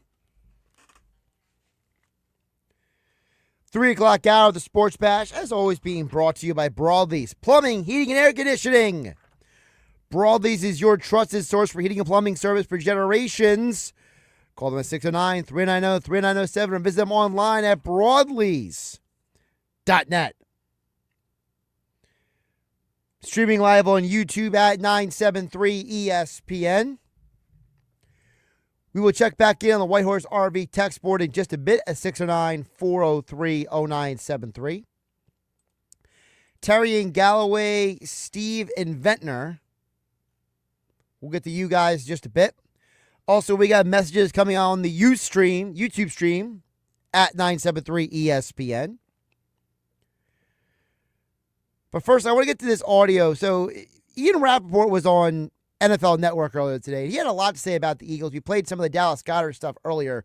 But I didn't want to ignore the A.J. Brown part of it because the A.J. Brown saga is the drama that never ends, right? It never fully goes away, and it won't go away until he's actually traded. So here's the latest from Ian Rappaport. And I want you to listen to how he describes the environment because this goes back to the conversation we were having Thursday, Friday, and Saturday previously on the Sports Bash about how there were multiple teams interested in A.J. Brown, and that my theory all along has been that the Eagles are trying to leverage each team against each other, and it seems like maybe that leveraging didn't work out the way they wanted it to, but at least gave them more clarity about who they can negotiate with moving forward. A.J. Brown's situation, I would say at various times over the last 3 days, looked like one thing was definitely going to happen, and then it was clear something else was going to happen. Like, there are various points that I really firmly believed A.J. Brown was going to be traded. And there were, originally I would say there were 4 teams that were interested that Brown would really like to go to. So I thought that was very interesting there. He says there were people that A.J. Brown wanted to go to. And it reminded me of the previous reporting by Albert Breer from Sports Illustrated that A.J. Brown's people have been kind of like looking around to see what's out there, to see who would be interested, who would not be interested. And for me, I think that for A.J. Brown to sit there and say, I want to go to these teams, it's very, very flippant because of the reality is that if the Eagles have a high asking price for him, which they should, by the way, if Devontae Adams, who was about 3 years older than A.J. Brown when he was traded, got a first, second-round pick, why shouldn't the Eagles ask for a first and second-round pick for a guy like A.J. Brown? He's younger than Devontae Smith. He's had more postseason success than Devontae Smith. So it's totally fair for you to ask for more. I don't think that's a crazy thing to do at all. I think the problem, though, is that A.J. Brown may want to play for certain teams, but do those teams really want to acquire A.J. Brown? Are those teams really that interested? It's kind of like the whole dating analogy, right? You may find someone interesting. You may find someone attractive. You may want to date someone, but it doesn't mean they want to date you. More from me and Rappaport. The Rams were one, and they looked into it deeply, ultimately decided it was not for them, and they are essentially, as far as I can tell, out on this situation. The New England Patriots, who have had dialogue, consistent dialogue with the Eagles and A.J. Brown, they are still in it. So the Patriots are still in it because the Patriots are the one that probably has been and always been the most interested. It goes back to the history. Mike Vrabel, A.J. Brown have a very good working relationship. He was the head coach when they drafted him in Tennessee. Vrabel never wanted him traded away. You could argue that Vrabel getting fired later was in part because they didn't have a A.J. Brown type receiver on the field anymore. So there is definitely a connection there. But you heard about the Rams part, where the Rams were interested, but then said, you know what, we don't really want to pursue this anymore. Again, back to the dating analogy. The Rams were talking. They were in the talking stage, right? But they never really went on any dates. It was never like they actually got off of the dating app or got off of the texting. They talked for a bit, and then one side said, I don't want to do this anymore. And then the other side was like, well, wait a minute, you disappeared on me. What's the deal? So there's really only one team interested in acquiring A.J. Brown at this point. Again, on March 16th, this could change. It's been pointed out by Adam Schefter, Ian Rappaport, Mike Garafolo, Diana Rossini, Jeremy Fowler, who else I've heard before, Dan Graziano. They have all said the A.J. Brown thing seems to change almost every single day. But if it's basically changing almost every single day, is it fair to say that A.J. Brown won't be traded? I personally don't think it is fair. And Ian Rappaport explains that part of the issue for the Eagles is if they're going to trade him, they want a big return because of that salary cap situation. Part of the problem here, and the reason why the cap number was such a big thing, if the Eagles traded A.J. Brown now, it would be $40 million gets accelerated into their cap in dead money. If they do it after June 1st, it's just $20 million. That's $20 million less. That is a lot of money. So actually, it makes sense for the Eagles if they are going to trade A.J. Brown, which, again, there was momentum to do at various times here. Trading him after June 1st makes sense. What that means is it wouldn't be 2026 draft picks if he was traded. It would be 2027. I mean, the cap hit would be less. Yeah, that is a big part of it. It's the money. It's the fact. Now, I think some of us could argue, and some of you might argue, be texting the Whitehorse RV text board at 609-403-0973. You could say, hey, Josh, you're forgetting something. A.J. Brown could renegotiate his contract and make it less of a cap hit for the Eagles. And that is very true. According to Over the Cap, which is probably one of the best websites when it comes to tracking NFL contracts and structures, the guy who actually runs Over the Cap knows the inner workings of how the Eagles use their salary cap. So that's why a lot of us go to Over the Cap. Their diagnosis of the situation. If the Eagles were to get A.J. Brown to restructure his contract, there would be zero dead money. But there will only be a $200,000 cap savings. So you would get rid of the dead money, but the cap savings would be negligible. Why? Because now what you're doing to restructure the deal is you're fronting A.J. Brown a ton of money. You're guaranteeing money that is not guaranteed on the back end of the contract and shuffling it forward to basically get him out the door. Now, I don't know. Does A.J. Brown say, I don't care about the money, just get me out of here? Did anyone explain to him if he restructures the contract, it'd be easier in the trade? I don't know all the details of that, but I do think it's fair to ask the question, could the Eagles just restructure his contract? And the answer is yes. Is it going to happen, though? I don't know. I don't think it's fair for me to make that assumption. All right, get to the Whitehorse RV text board, 609-403-0973. Stephen Ventnor chimes in and says, I've said this before that Cooper DeJean can play free safety in a base package, covers the slots at 3-4 sets. Said Michael Carter as a rolling out as well, and I think the Eagles are going to trade for a second-tier defensive end. Well, we'll see about that. You know, the trade thing is always fluid because, you know, like with the A.J. Brown thing, you know, if someone literally just came up to the Eagles and said, here's what you want, we'll give you everything you want and more, the Eagles probably trade him by now. It takes two to tango. So I think whether it's Jonathan Goedert, I know there's some rumors out there about Josh Sweat, although those rumors are from people who I can't tell if the real people or not online, to be honest with you. Having a blue check mark is no longer mean that you are a reputable person. It just means that you decided that $12 a month was worth it for you to get a blue check mark next to your name. So I'm not going to act like the reporting by certain people online is legitimate about Josh Sweat, but he is the guy to look at. I think Goedert is probably the more likely guy to trade for because he's coming off of an injury last year, and there might be a perspective that he might be regressed a little bit. Get him while his value is low, than when his value is high. When it comes to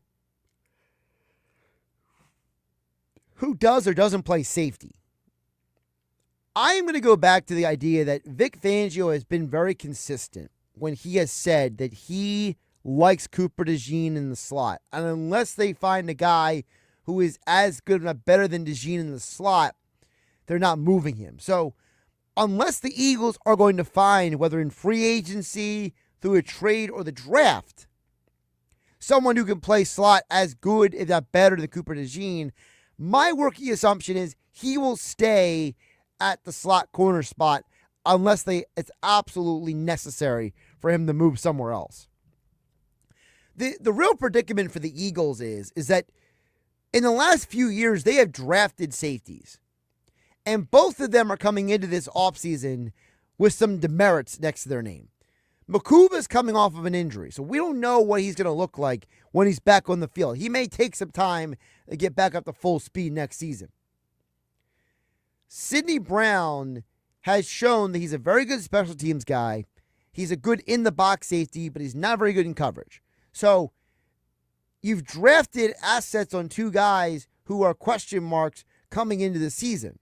So it's hard for me to look at the Eagles and say who's going to play safety because I don't think the Eagles know who's going to play safety. And it's not as simple as, hey, go out there. You should have gotten Jaquan Brisker because the Steelers signed him for $5.5 million. I don't think it's that simple. I think the Eagles are very well aware that they got to draft guys who fit Vic Fangio's system. They got to sign guys who fit Vic Fangio's system.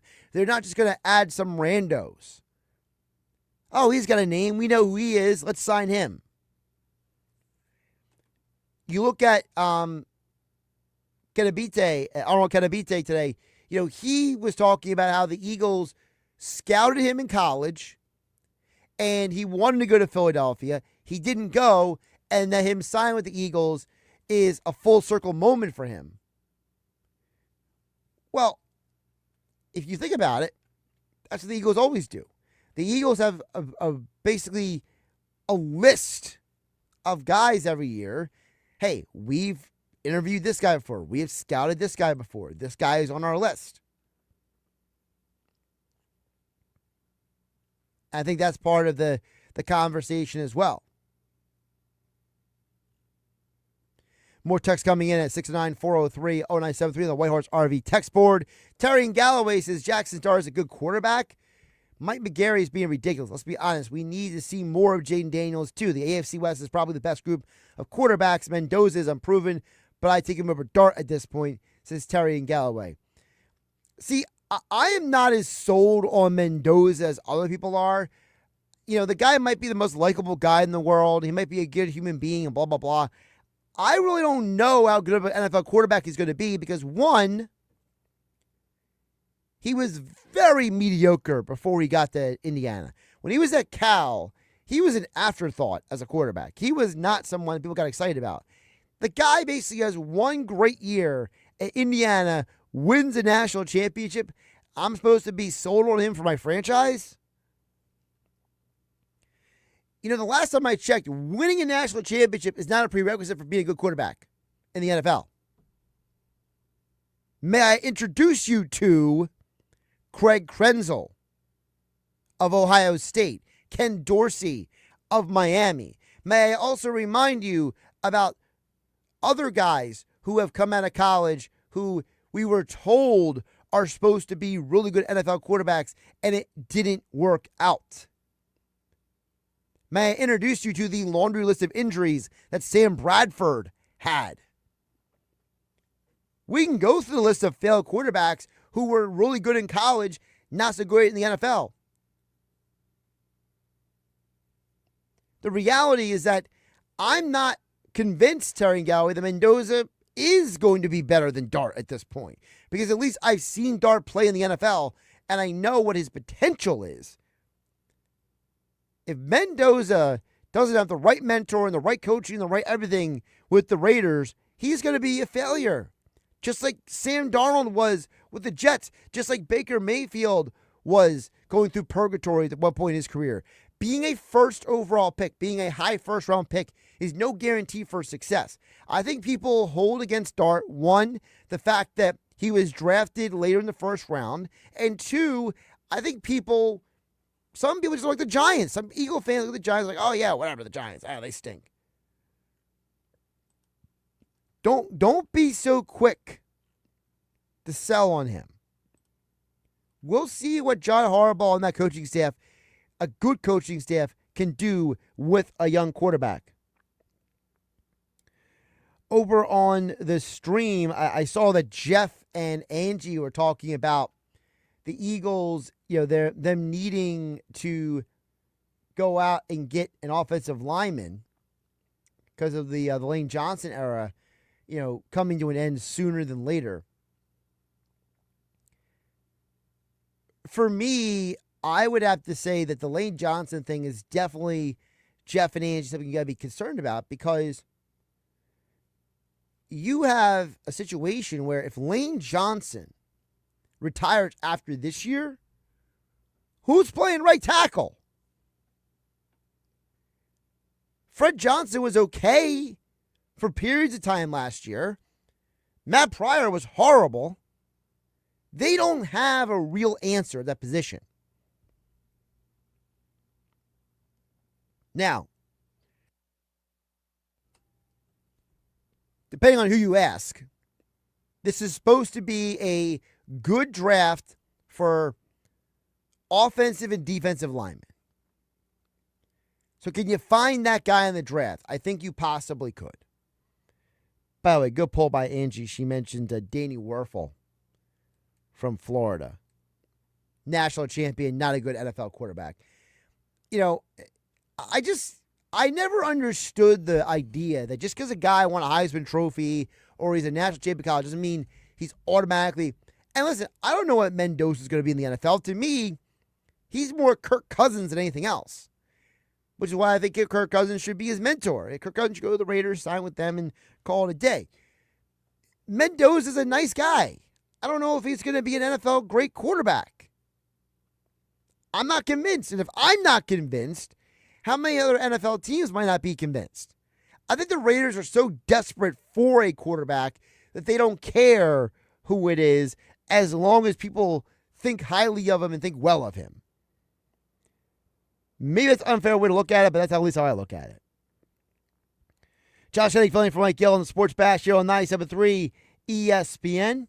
Coming up on the other side, the unsportsmanlike moment of the day features Chris Canty saying something that I wholeheartedly agree with. It's not very often that Canty and I agree, but that's coming up next. Don't forget your next opportunity to qualify for the Phillies trip giveaway is coming up in about more like 8 to 10 minutes from now. Listen in for the sounder when it goes off. It's your opportunity to call to qualify for the Phillies trip giveaway with the Sports Bash here on 97.3 ESPN. It's the Sports Bash with Mike Gill. Do I have everybody's attention now? On 97.3 ESPN and the 97.3 ESPN free mobile app.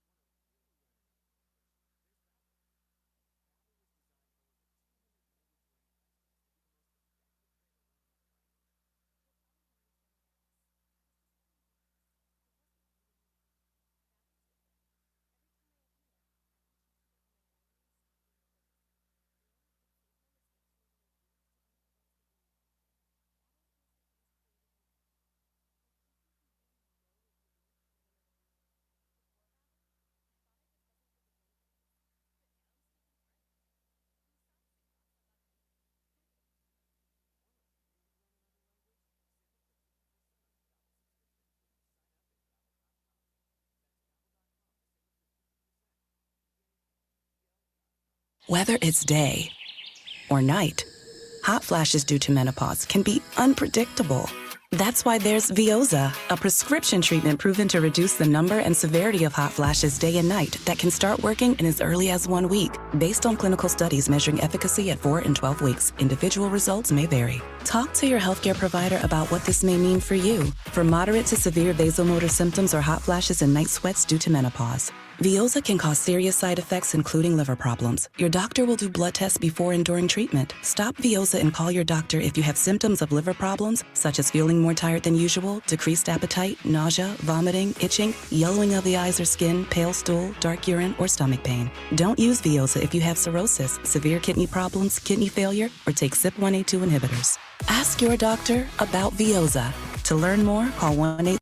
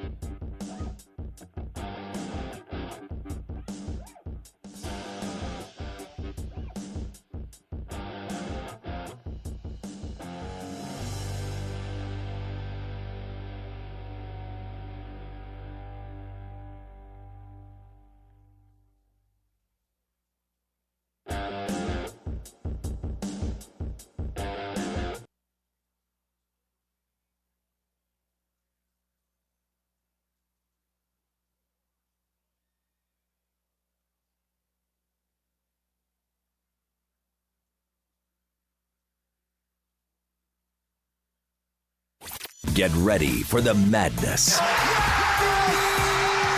March Madness on 97.3 ESPN. I'm happy that these markets are getting NBA teams because I understand what comes along with it, how much revenue it generates, being able to create jobs, opportunities for people, upward mobility, so on and so forth. I'm curious to know, how do we feel about the NBA expanding when we already know that a third of the league is going to be non-competitive every single year because of how pervasive tanking is? That's Chris Cayden this morning on Sports with Like Her, Monday through Friday, 6 a.m. and 10 a.m. on 97.3 ESPN. This is probably one of the best takes Canty has ever had on the show. How on earth is the league going to reel in tanking and expand the league? Because you know what happens when you expand the league? Well, Chris Canty knows because he's a former player. I know because I don't just see dollar signs everywhere I walk in life like the NBA apparently does.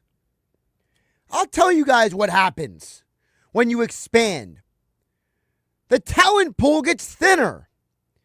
The rosters lack depth. You're having fewer and fewer talented players available. The NBA cannot pretend like there's a star player on every team. In order for you to be competitive, you need guys who are at worst borderline all-stars. There are not 32, 33 borderline all-stars after the main group of all-stars. Because again, you need multiple good players in your team. Look at the Detroit Pistons. Cade Cunningham and Jaron Durant. That's two different players. And then they have a good rest of the roster built around them. There's no way there's enough talent in the NBA to handle there being another expansion team and prevent tanking. You either got to de-incentivize people from tanking, or you got to make the talent a more equitable opportunity for people to sign players. Because guess what? You may like the idea of a team being in Vegas or Seattle, but not every player wants to play in Vegas or Seattle. There's a lot of variables that go into free agency, a lot of variables that go into why guys go where. And also, there's no guarantee that a new team in Vegas or Seattle is going to be run competently. Look around the NBA. Think all these teams know what they're doing? Of course they don't. That's our Sports Like Moment of the Day here on the Sports Bash. Tune in to Evan Canty and Michelle tomorrow morning, 6 a.m. to 10 a.m. Eastern, here on 97.3 ESPN. All right, that's Sounder. Y'all know what time it is. Call in. Call number 7 at 609-573-3776. More opportunities to qualify for you today, tomorrow, and Wednesday. But remember, it's next Thursday, March 26th, when Mike Gill and the Sports Bash are broadcasting live from the Anchorage in Summers Point. You must be present on Phillies opening day to win the Phillies trip giveaway. 609-573-3776. You want to win the prize, you got to get on the list. And you got to get on the list by calling 609-573-3776. More Eagles talk coming up next with Geoff Mosher from the Inside the Birds podcast here on 97.3 ESPN.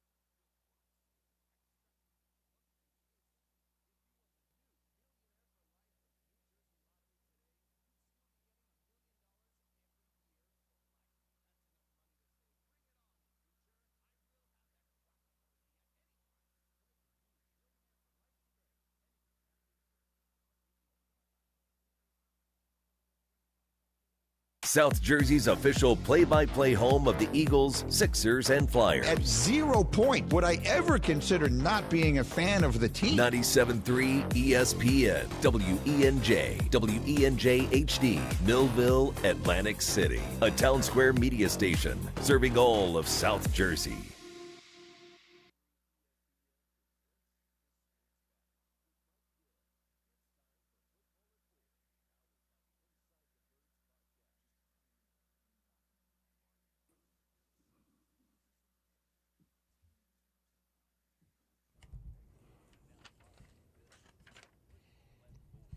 Josh Hennig filling in for Mike Gill here on the Sports Bash on 97.3 ESPN. Football at 4, as always, being brought to you by OCHS Casino Resort, the Fanatics Sportsbook, the place to be for all of the basketball action this month. Of course, March 19th through the 22nd, catch their Ocean Casino Resort's Madness Zone. Catch every college game and place all your bets at Atlantic City's best sportsbook while you watch, eat, and drink all tournament long. It's a Monday. That means it's time to check in with Geoff Mosher from the Inside the Birds podcast in Philly Voice. He joins us right now here on 97.3 ESPN. As Geoff, it's never boring when it comes to the Philadelphia Eagles, is it? No, never has been, never will be. Actually, Josh, I would say, free agency for them has sort of been a little boring now that I think about it. I mean, they lose out on Jalen Phillips, who's, that would have been a big splash had they made it. And, Dallas Goedert's nice bringing back, but, he was sort of a fixture here for a while. I don't know. Maybe they're starting to get a little boring.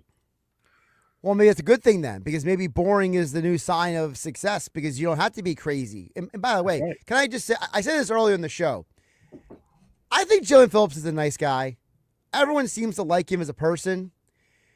But he said the biggest load of horse manure this morning on Good Morning Football when he said the reason why he went to the Carolina Panthers is because they have a great football culture.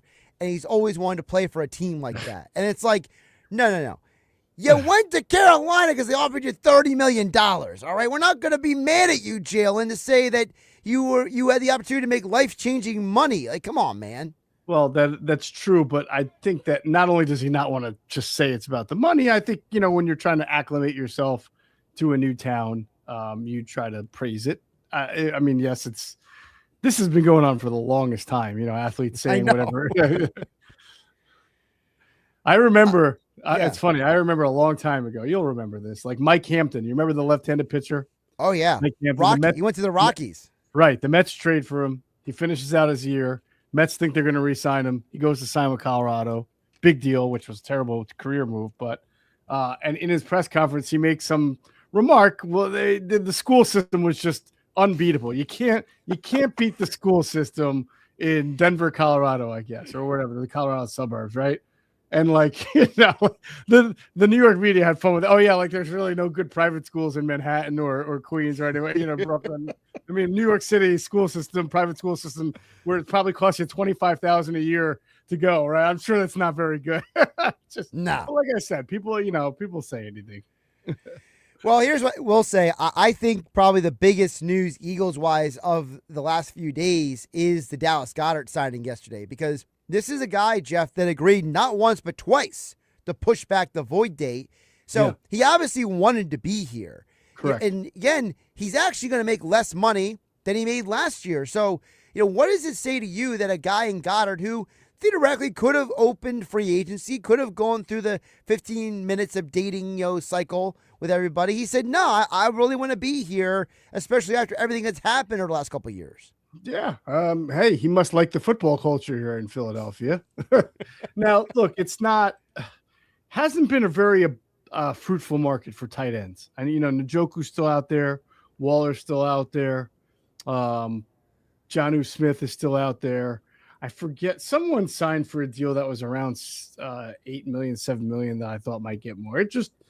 I think it made it a little easier and more reasonable for both the Eagles and Dallas to make it work when the market for tight end, for whatever reason, and that happens every free agency, right? There's like a market that hits and there's a market that doesn't hit. And tight end just didn't hit. Do you think it didn't hit because also maybe the draft class, that people are looking ahead to the draft class and saying, hey, I I really want to get in on some of those guys instead of spending money on guys who maybe they're upside. Like no offense, Isaiah Likely, he got a nice little contract from the Giants. I think the AAV is like $13 million.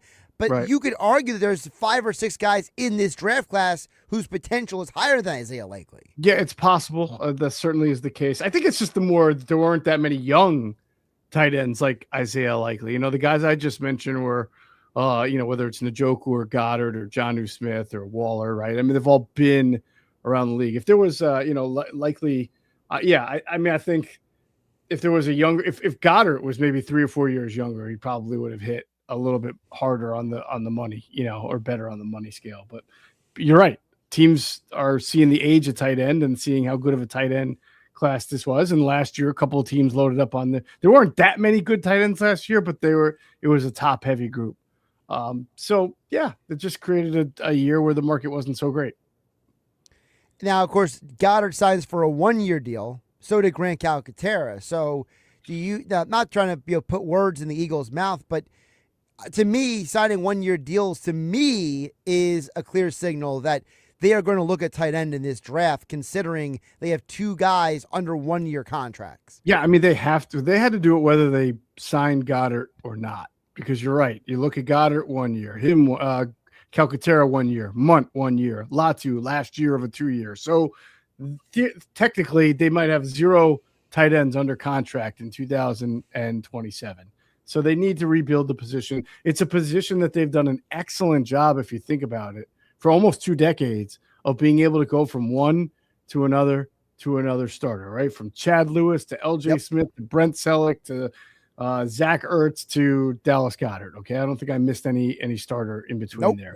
That's about 15 to 20 years of really good tight end play. I thought they were going to do it last year. It didn't work out, but by bringing back Goedert here for a year, it does allow them to draft a tight end. And if they don't draft a tight end this year, then maybe suddenly they don't value the position the way they used to. I don't think that's the case, but I really think that it makes a whole lot of sense for this year for them to be able to draft a tight end. But they don't have to reach now, right? Because you have Goddard. You don't have to use your first-round pick and say, I can't line up and play a football game right now unless I use a first-round pick on a tight end, because you have Goddard and Calcaterra and a little bit of depth there. Absolutely. Geoff Mosher joining us from the Inside the Birds podcast and Philly Voice at Geoff P. Mosher on the X platform here on the Sports Bash Football at 4 on 97.3 ESPN. So with that being said, okay, so Goddard's back. We got that check mark, right? They bring in Reek Woolen. They got that check mark. There's still a couple other situations where they have holes to fill, right? Safety being one, edge rusher being another. We know the Eagles in the past, some of their biggest moves, Geoff, have not come during the month of March, or they've come late March, April, May. So how important is it to remind people out there that Howie's season does not end when the first week of free agency ends? Because Howie's season is all season, right? Oh, I mean, LeGarrette Blount, a huge part of their first Super Bowl success, I think, was a May signing. Mekhi Becton was signed the day after the third day of the draft, so like April 29th or 30th, 2 years ago. CJ Gardner-Johnson was acquired via trade a week before the start of the season. August 30th. There you go. Jahan Dotson as well, although I wouldn't call him as high impact, but the point is the Eagles Chris Long, the Eagles will continue to always add to their roster all through. And Howie says this all the time. The offseason is not the first 2 weeks of free agency. It's not just the draft. There's plenty of time to use the trade market and late signings to help your team. I always will remember LeGarrette Blount was when he was signed by the Eagles, Geoff, because he was signed on my birthday. Oh, what a happy birthday that was for you. Yeah. It's like, happy birthday, Josh. Here's LeGarrette Blount. He's going to run people over for a Super Bowl championship. Maybe something to talk about that day on the radio.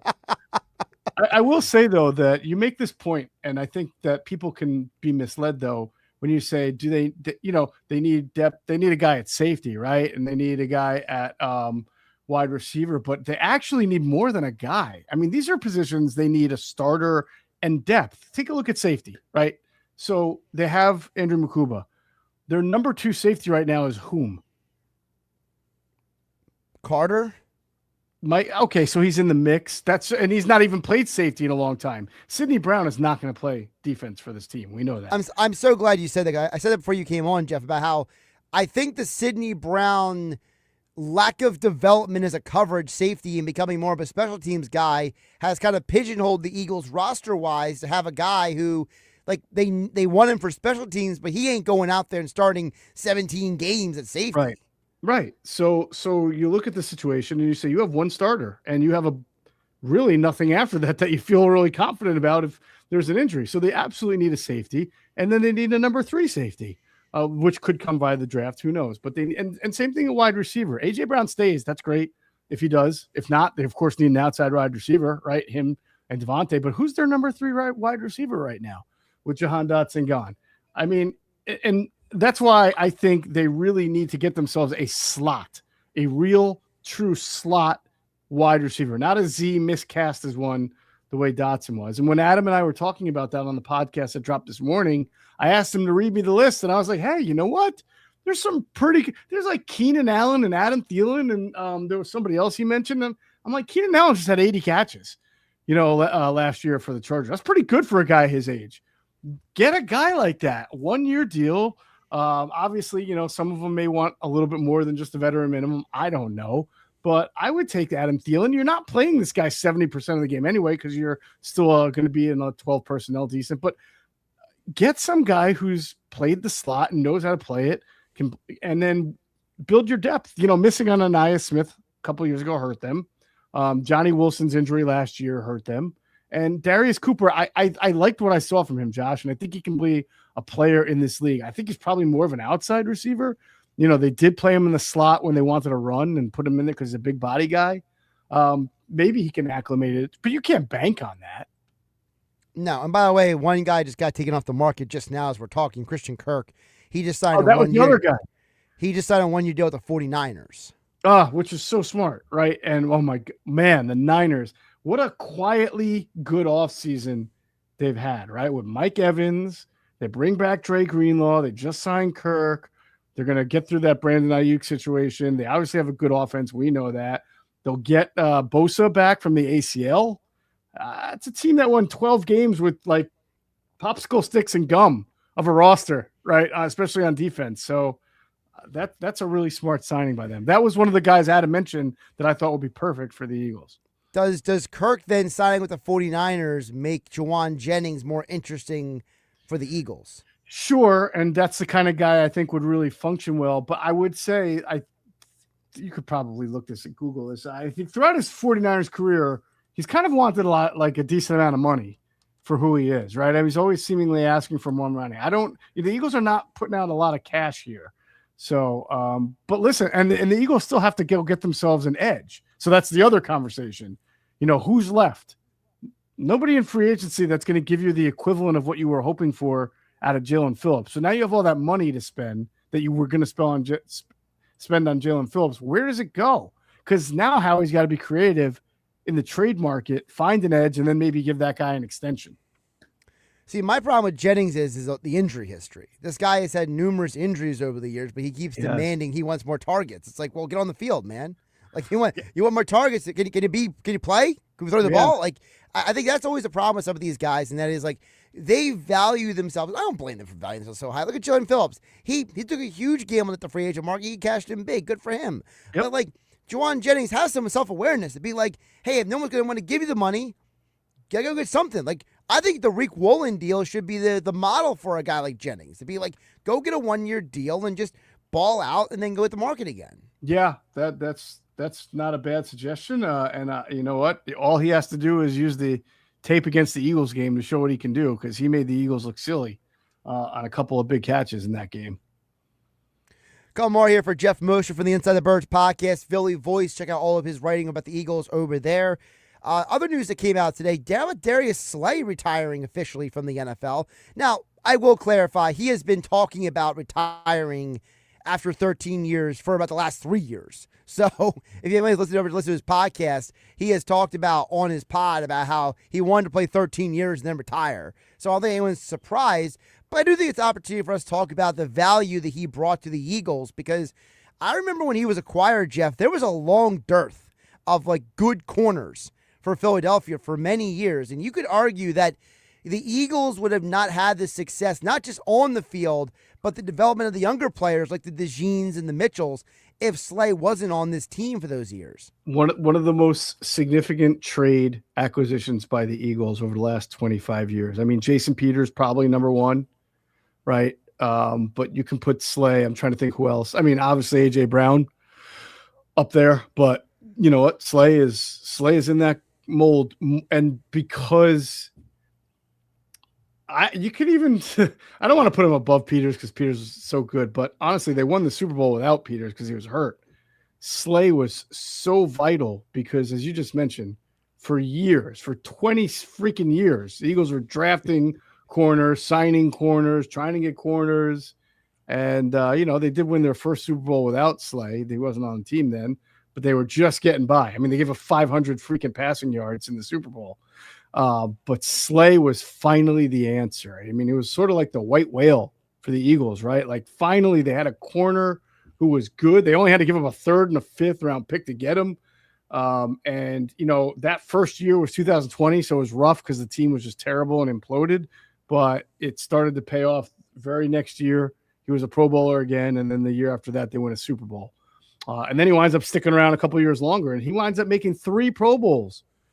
Go find a cornerback to make 3 Pro Bowls for the Eagles in the last 20. I think Lito made 2. I don't think he made 3. And I don't think Sheldon made any, actually. He was really good, but sort of solid. I'd have to go back and look at Lito. Lito made 2. Lito made 2. All right. This guy made 3 just with the Eagles, and I think 6 in his career. So he was first of all, also not to be forgotten, he was a glue guy in the locker room. The young kids, especially Quinyon Mitchell and DeJean, learned a lot from him. He was great. Accountable. He was accountable. He was good with sports writers. Not that that matters, but he set a good example. But there's a reason why that matters. Mm-hmm. There's a reason why that matters. Sorry to interrupt you, but I got to point this out because I pointed this out earlier. He showed the younger players, he showed the other players how to handle the media. Yeah, that's he set important. The example. Because I don't think Cooper DeJean would be as talkative as he is with the media now. I don't think Jordan Davis would be evolved into the talkative guy with the media now if Slay didn't take those guys aside and directly and indirectly show them the way. Very possible, Josh. I mean, Cooper and both Quinyon and Cooper came from like these small market. Iowa's a big college football team, but it's a smaller market, right? And of course, Toledo. I think he did set an example. And again, I mean, I think for the Eagle fan to finally see a cornerback come in here and work out after some really, disastrous years in between, say, the Lito and the Sheldon and the Asante Samuel years, it was probably really a welcome addition. It was definitely a welcome addition. And with that being said, I wouldn't be surprised if the Eagles draft more secondary depth in the draft this year. I mean, just because of the fact, like you said, it's not just safety. It's, people keep bringing up to us on the text board, Geoff, about how, Cooper could play safety. But my mind keeps going back to how many times has Fangio said, we're not going to play Cooper somewhere else unless we have a good enough slot corner. So They've made it very clear that, at least Fangio has, I think the Eagles have had through their moves and their signings, that they're not going to move Cooper DeJean to safety unless they have a bona fide slot corner. I agree with that. I agree. And that's why Rick Woolen is here, because they want him to be a good enough, at least good enough outside corner to keep Cooper DeJean in the slot. And we'll see what they do at safety. I still think, I know when the Eagles drafted Cooper DeJean, they viewed him as an outside corner. That's how they viewed him. Some teams viewed him as a safety. Eagles viewed him as an outside corner who could thrive in the nickel. So just because they're hurting at safety doesn't mean Cooper's going to play there. It's funny because around OTAs last year was a big storyline. He was practicing at safety on the first team base defense, and then that just went away because he started practicing at corner on the first team base defense.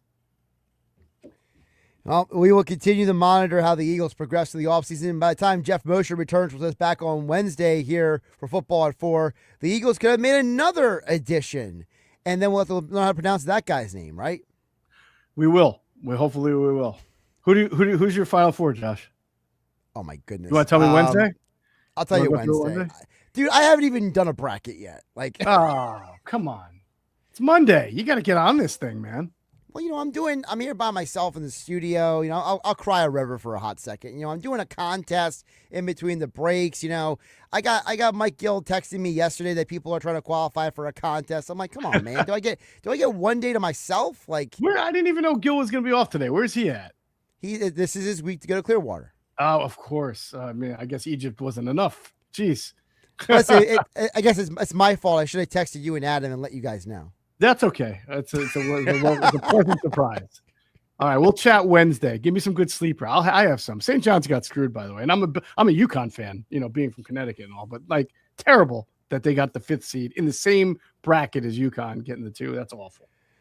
Yeah, I mean, for me, the only thing I'm really hot on right now when it comes to the tournament is I keep waffling about how much I believe in Arizona. That's like my big thing. Oh, I'm so with you. I'm trying to. I'm looking at that Nova Arizona second round potential matchup, thinking Nova can win that game. I do think Nova can win that game. The crazy thing about the tournament nowadays is that for as much NIL money is out there being thrown around, Geoff, it's not like it created like that much more parity. It's not like you're gonna. I don't think you're going to see like a 1 lose to a 16 ever again. You know what I mean? Like I don't think that stuff's going to happen anymore. Yeah, I agree. I think the NIL has made the blue bloods bluer. Right. So yeah. Just look at Duke. They got all the boozers. Yeah.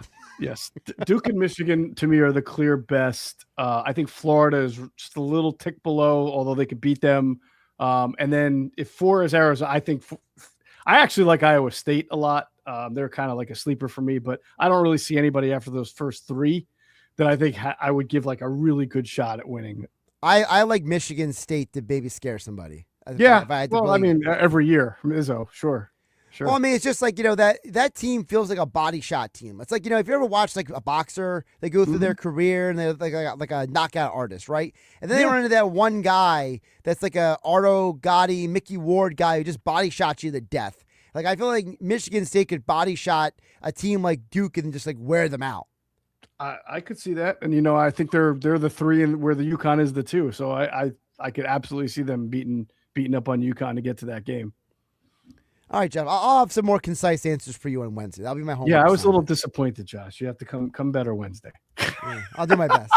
Thanks, buddy. Tomorrow will be better than ever. Geoff, thanks, man. Appreciate it. See ya. Josh Hennig filling in for Mike Gill here on the Sports Bash on 97.3 ESPN and Yes Football at 4. As always, being brought to you by Ocean Casino Resort and the Fanatics Sportsbook. Speaking of the tournament, you want to get in on all the action at Ocean Casino Resort's Madness Zone, March 19th through 22nd. Every college game. Place your bets at Atlantic City's best sportsbook while you watch, eat, and drink all tournament long. Turn it into a getaway with Madness Zone Hotel Package, an overnight stay, plus a $50 food and beverage credit. Learn more by going to theoceanac.com. All right, coming up on the other side, it's another edition of Nick's Nuggets. Nick Earnshaw joins us to get more into, whatever on earth is on his mind. By the way, to the texter who keeps texting in about Bobby Taylor and Troy Vincent, Geoff Mosher's point was that in the last 20 years, okay, I got to double check, but I think the last time Troy Vincent was a Pro Bowler was 24 years ago. Or was it 21 years ago? 22 years? Whatever it was a while ago, okay? The point that Mosher was trying to make, and maybe it kind of went over people's heads because maybe people are trying to be too much like Josh Hennig and, be literal. But the point is that in the years after Vincent and Taylor, I think Taylor was only a one-time Pro Bowler. If I remember correctly, I think Troy Vincent was like a 4 straight years he was a Pro Bowler. It was 4 or 5. I can't remember exactly because I know the one year he led the NFL in interceptions. But the larger point is that Geoff was trying to point out that in the years after, and this is something if you listen to the Inside the Birds podcast, if you watch them, like, subscribe, and download, we'll get your podcast, Mosher and Kaplan have talked numerous times about the fact that, in the years after the Taylor and Vincent era ended, there's been a dearth of corners. because you drafted Lito and Sheldon, but they never fully reached the potential of the Taylor and Vincent tandem. And then the years after, remember, it was, Kerry Williams and Byron Maxwell, and it was dagnabbit, what's his name? Jalen Mills, right? They drafted Jalen Mills, and they kept recycling guys year in and year out. Remember the law firm of Bosby and all those guys, so. Mosher's point is that there was a basically almost a 20-year period until Darius Slay landed in Philadelphia. And you look at who Slay was from 2021 to 2024, he was arguably, he was the best corner since Troy Vincent. So I think that's more what Mosher was trying to say. I don't think he was trying to forget or dismiss the guys who came before. I think the larger point was, because you're right, Troy Vincent, he was amazing. I got to look it up exactly how many Pro Bowls he had. But, I feel like if I remember correctly, that Pro Bowl streak was consecutive, right? Let me look it up, but I'll do it during the break. Texter 609-403-0973 on the White Horse RV text board. Vincent was incredible. There was a 5-6 year period where he was apex corner in the NFL. But it was the idea that the Andy Reid era didn't get him, right? He was not drafted or acquired by the Andy Reid, Howie Roseman, Joe Banner type people. And I think for what Jeff's point was that it was a while that they went so many years between having good corners, because the only good corner they drafted before DeJean and Mitchell came along was Lito Shepherd, and Shepherd was only a 2-time Pro Bowler, which in and of itself is wild when you think about it, because Lito Shepherd was a pretty good guy. All right. I've rambled on enough about that point. Knicks Nuggets coming up next here on the Sports Bash. Josh Hennig filling in for Mike Gill on 97.3 ESPN. You're listening to the Sports Bash with Mike Gill. And if you're not down with that, we got 2 words for you. On 97.3 ESPN and the 97.3 ESPN free mobile app.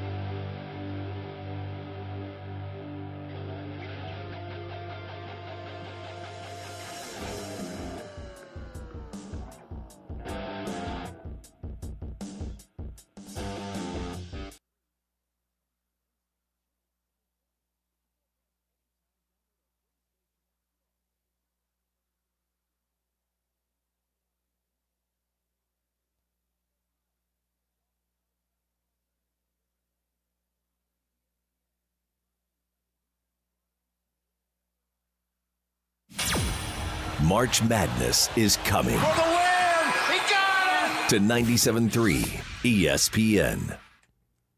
Josh Hennig back here filling in for Mike Gill on 97.3 ESPN FM, 97.3 ESPN mobile app powered by First Bank of Seattle. And as always, we are streaming the Sports Bash live on YouTube. Just look up 97.3 ESPN, like and subscribe. Right now, joining us to talk about, well, knowing Nick Earnshaw, he probably has a platter full of nuggets for Nick's Nuggets, but we only have time to get to a few. So we'll see how much we get to in the next 18 minutes here on the Sports Bash on 97.3 ESPN. Nick, how are you doing today? What's going on, Mr. Josh Hennig? Good to see you. Good to talk to you.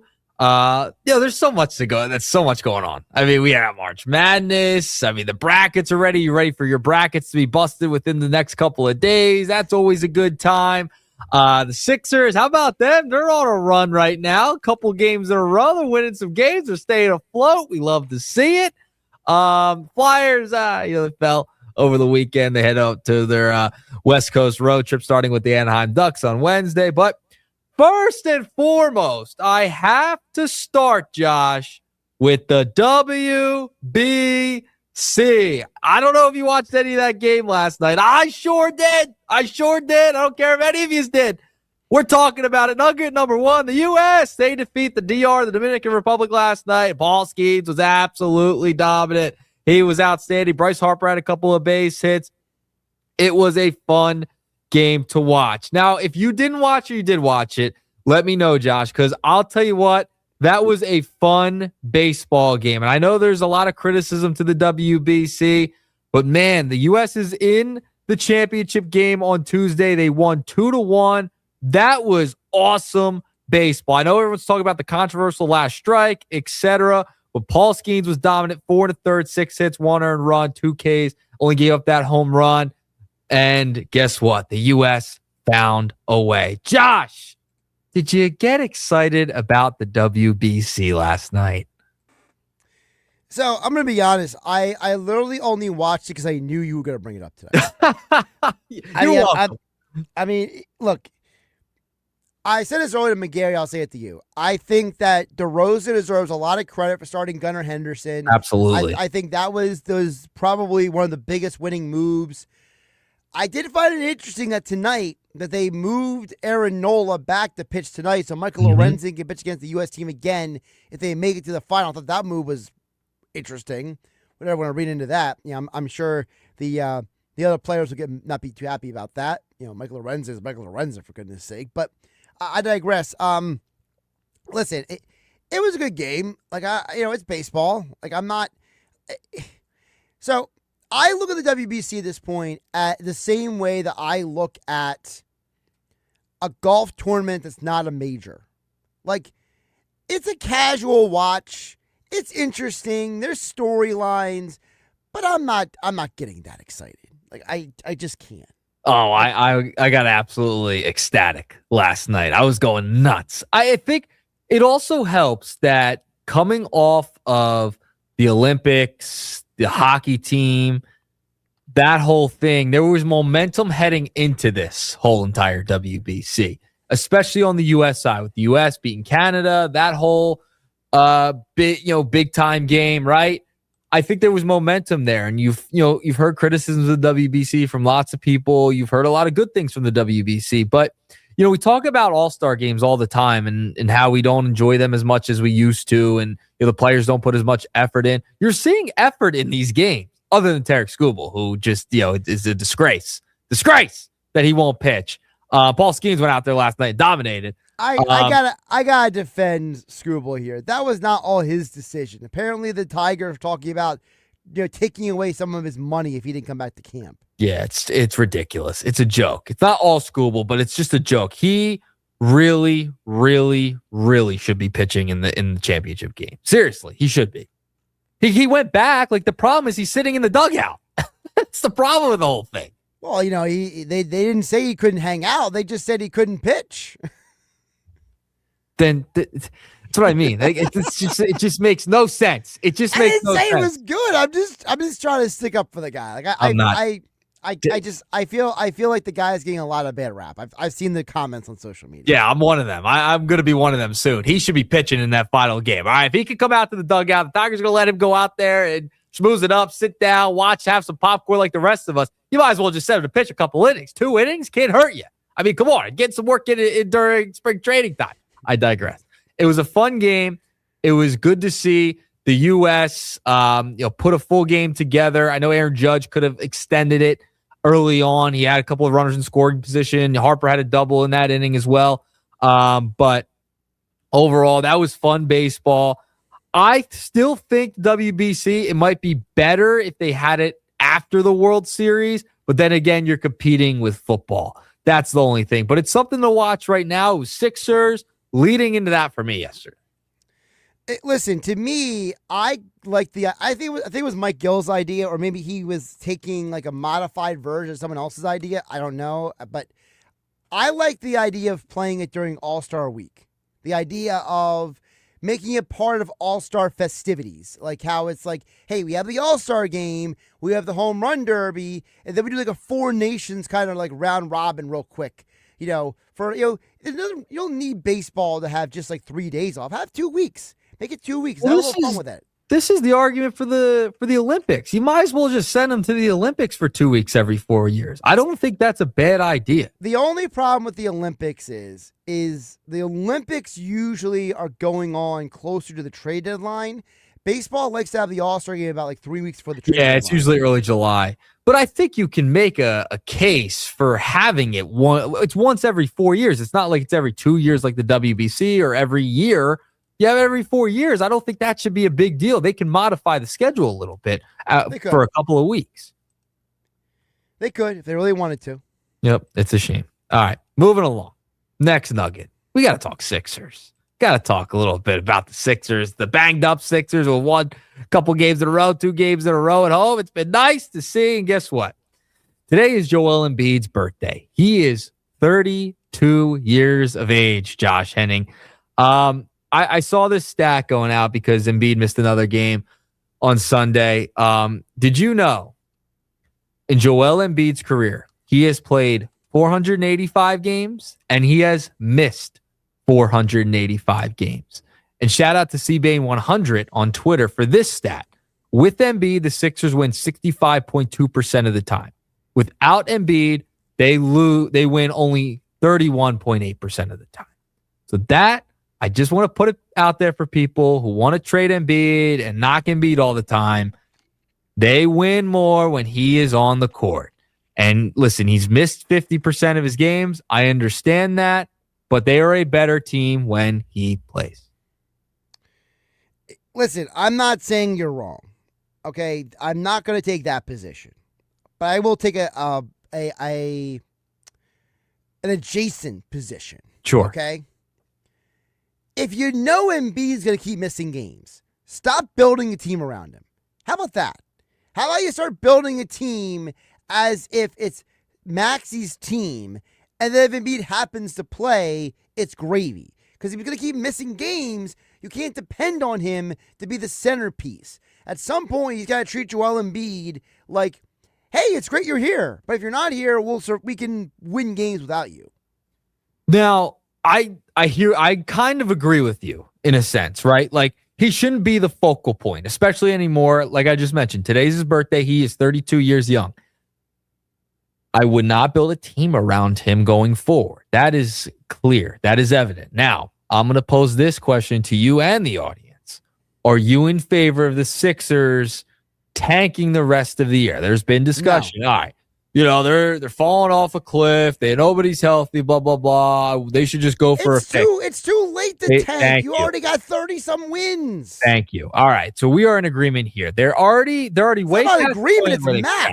It's mathematics. And by the way, the only way they would keep their pick this year is if it is in the top 4. And people want to think that it's going to be the Dallas Mavericks all over again, who somehow, some way found a way to get the first pick last year.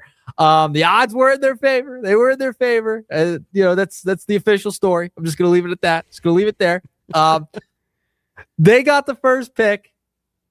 Okay, and the Sixers, you would have to hope for a miracle that they would get inside the top four. The ping pong balls would flow their way, and they would find a way to end up in the top four. If they end up anywhere outside of the top four, they cannot keep their pick. It goes to the Oklahoma City Thunder. It's not the only way the Oklahoma City Thunder have fleeced them in recent memory. So that is why, another reason you do not tank.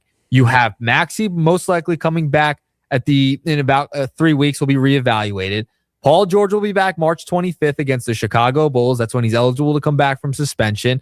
And Embiid, I know it's always fluid with his case, but he will be back at some point as well. Okay, so will Oubre. I'll add that in there too. Okay, so if you have some of these guys back or all of them back prior to the postseason, prior to the play-in, wherever you end up, why on earth would you start losing now? You have the GOAT, when he's the only one on the floor that is a relatively decent player, and Quentin Grimes, he finds a way to become Michael Jordan when no one else plays. When none of the stars are playing and the high-profile, high-paid players are playing, he finds a way, keeping them afloat.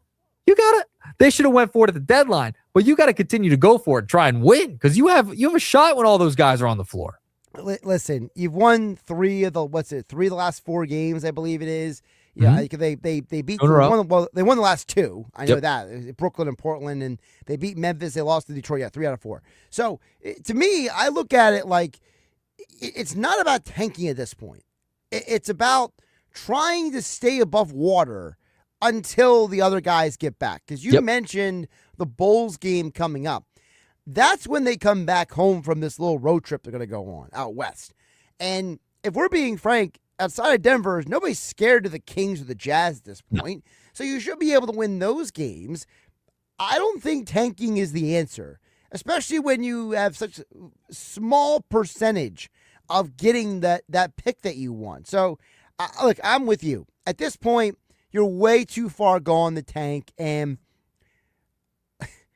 I think that what we're learning more than anything else is that no matter what the outcome of this year is, Nick Nurse is done. Because the comment he made this weekend about Justin Edwards infuriated me.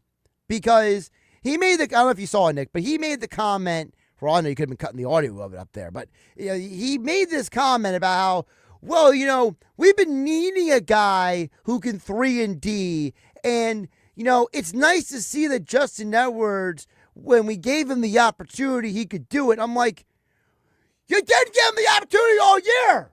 He showed you last year he could do it. What is up with this guy? I feel like Nick Nurse, he is the most tone deaf of all the Philly coaches. Like, the man doesn't get it. He's part of the problem. Yeah. It's funny. I mean, you look at the McCain stuff, and I could beat a dead horse over the McCain stuff over and over. I will on my social media. On X, I will tweet every time he continues to have a good game. He had another good one yesterday as well. It was 5 for 9 from three-point land. But that's another story.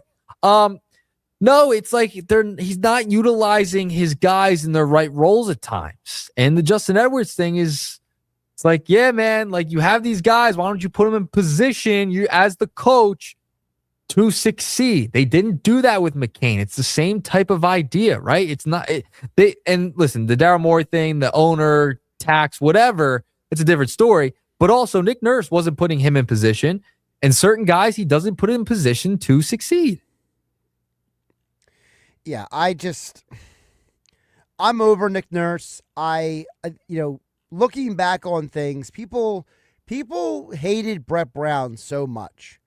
And it hasn't gotten better since he left. You brought in 2 guys who have won championships, and neither one of them can get you out of the second round. So at some point, we got to stop acting like hiring the coach is going to be the answer and start realizing that the players on the court are just not good enough, and that you need a coach who maybe has less of a resume and more of an understanding of how to get the most out of their players. Because the best teams in the NBA right now, they are all led by coaches who, before they got their job, were not championship head coaches, right?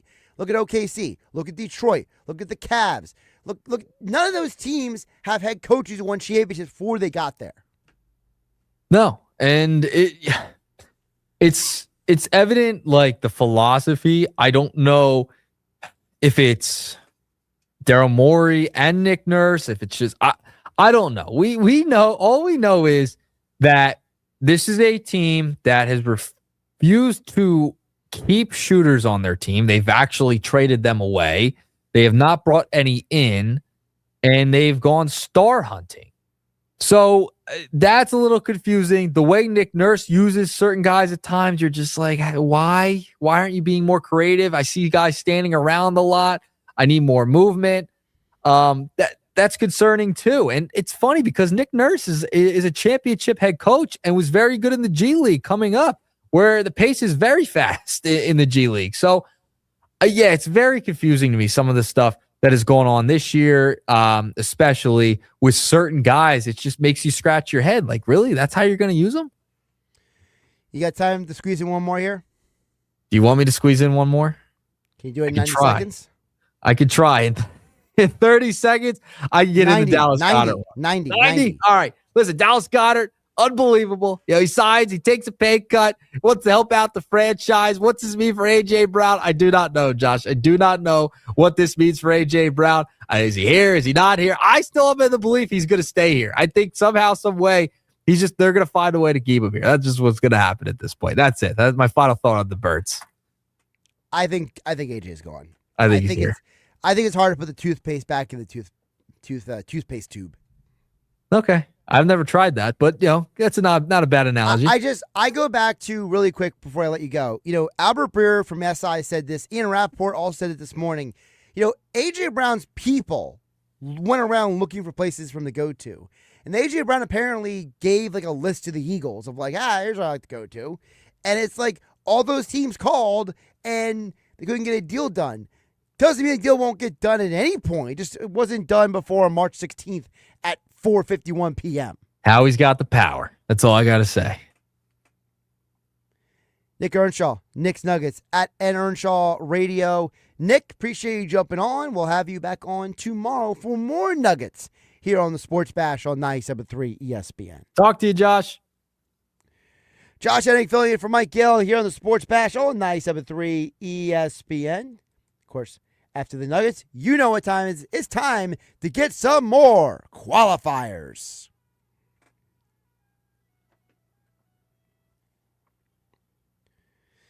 All right, there's the sounder for all of you listening on 97.3 ESPN Radio and the 97.3 ESPN mobile app. 609-573-3776. 609-573-3776. You can become a qualifier for the Phillies trip giveaway to the Baltimore Orioles game this summer. Yes, you can go. You can be on the trip, but you got to qualify at 609-573-3776. And then once you qualify, you must be present at the Anchorage in Summers Point, Phillies opening day, Thursday, March 26th, when Mike Gill and the Sports Bash are broadcasting live. So call in, 609-573-3776. Qualify, and then you must be present Thursday, March 26th at the Anchorage in Summers Point to win the Phillies trip giveaway. Good luck.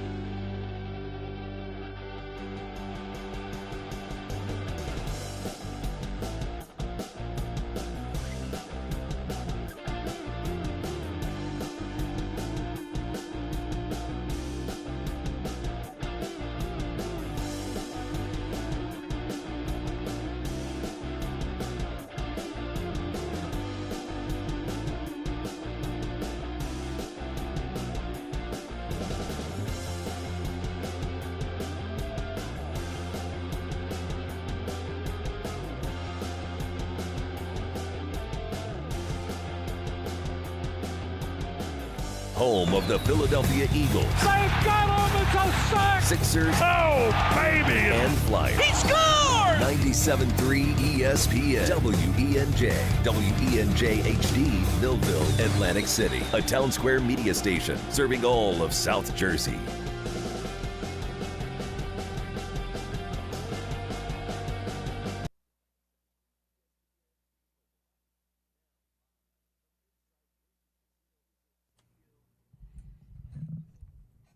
Josh Hennig filling in for Mike Gill here on a Monday edition of The Bash on 97.3 ESPN FM, the 97.3 ESPN mobile app powered by First Bank of Seattle. We are streaming live as always on YouTube at 973 ESPN. We will get back to the Whitehorse RV text board in just a bit at 609-403-0973. By the way, congratulations to our latest qualifiers for the Phillies trip giveaway. In the last hour was Ed in Little Egg Harbor and Mike in Linwood. We will see you guys at the Anchorage in Summers Point.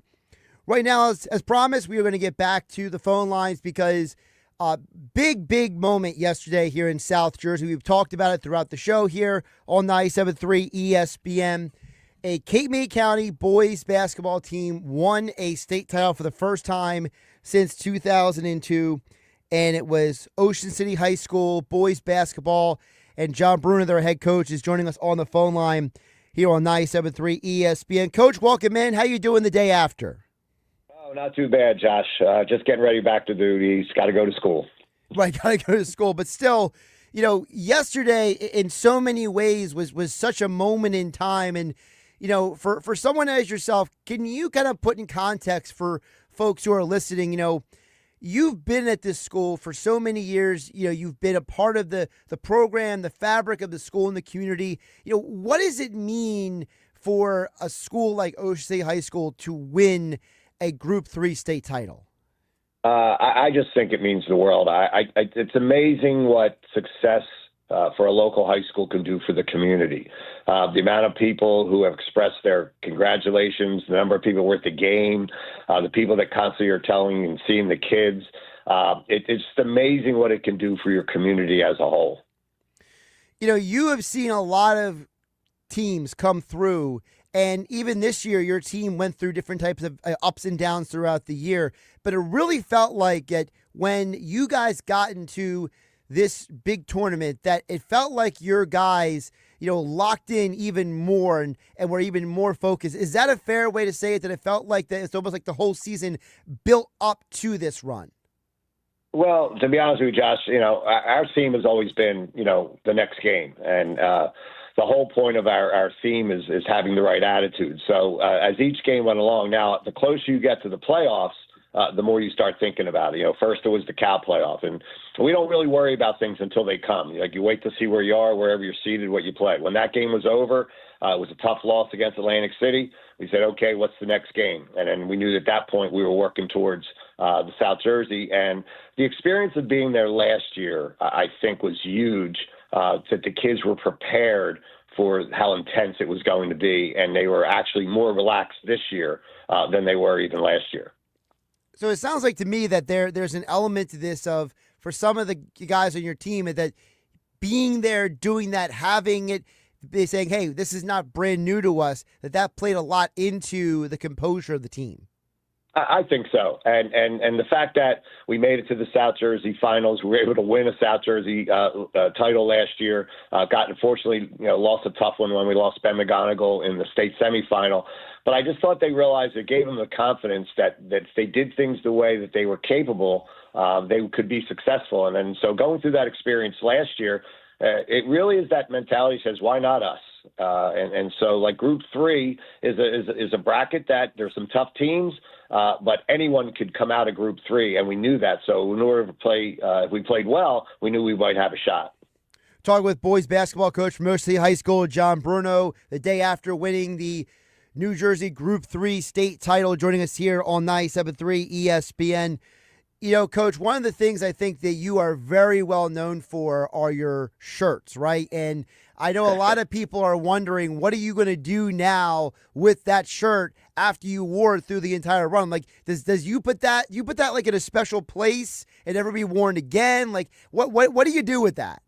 Well, to be honest with you, Josh, it started with we lost one of our best friends, one of our aides back at school in 2004 named Big Mike Baldiga. Mike was big, and obviously he wore big shirts. Hey, make a long story short, after he passed away, as a staff, we were wearing Hawaiian shirts every Friday. And I wore one the start of every game the season.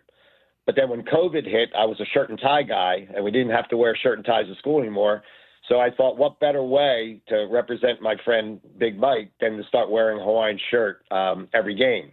But I am a little bit superstitious. So whenever we've started a streak like this, started this year, I wear the same clothes every game. So that's why you saw the same. It was going to be a Hawaiian shirt, but the reason it was the same one is because if we're going to keep winning, that's what I was going to keep wearing. So do you try to wear it again next year, or do you say that's the championship shirt? I got to grab another Hawaiian shirt. That might be when I need a lucky shirt. I might wear that when we need a lucky shirt, but I got plenty of them. So, that'll be somewhere special. I can tell you that much right now.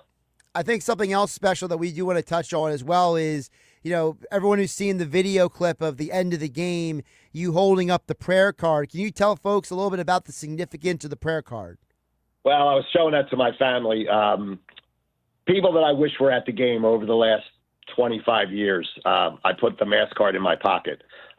It just so happened that today is Greg Goodwin's birthday, and he was the picture I was showing my wife in there, because I always try to take them with my game. My mom, my dad, my brothers, family members, ex-players, people have passed away that I wish were still at the games is what I have in my pocket. And I was just showing my wife and my family that Greg Goodwin was with us, especially.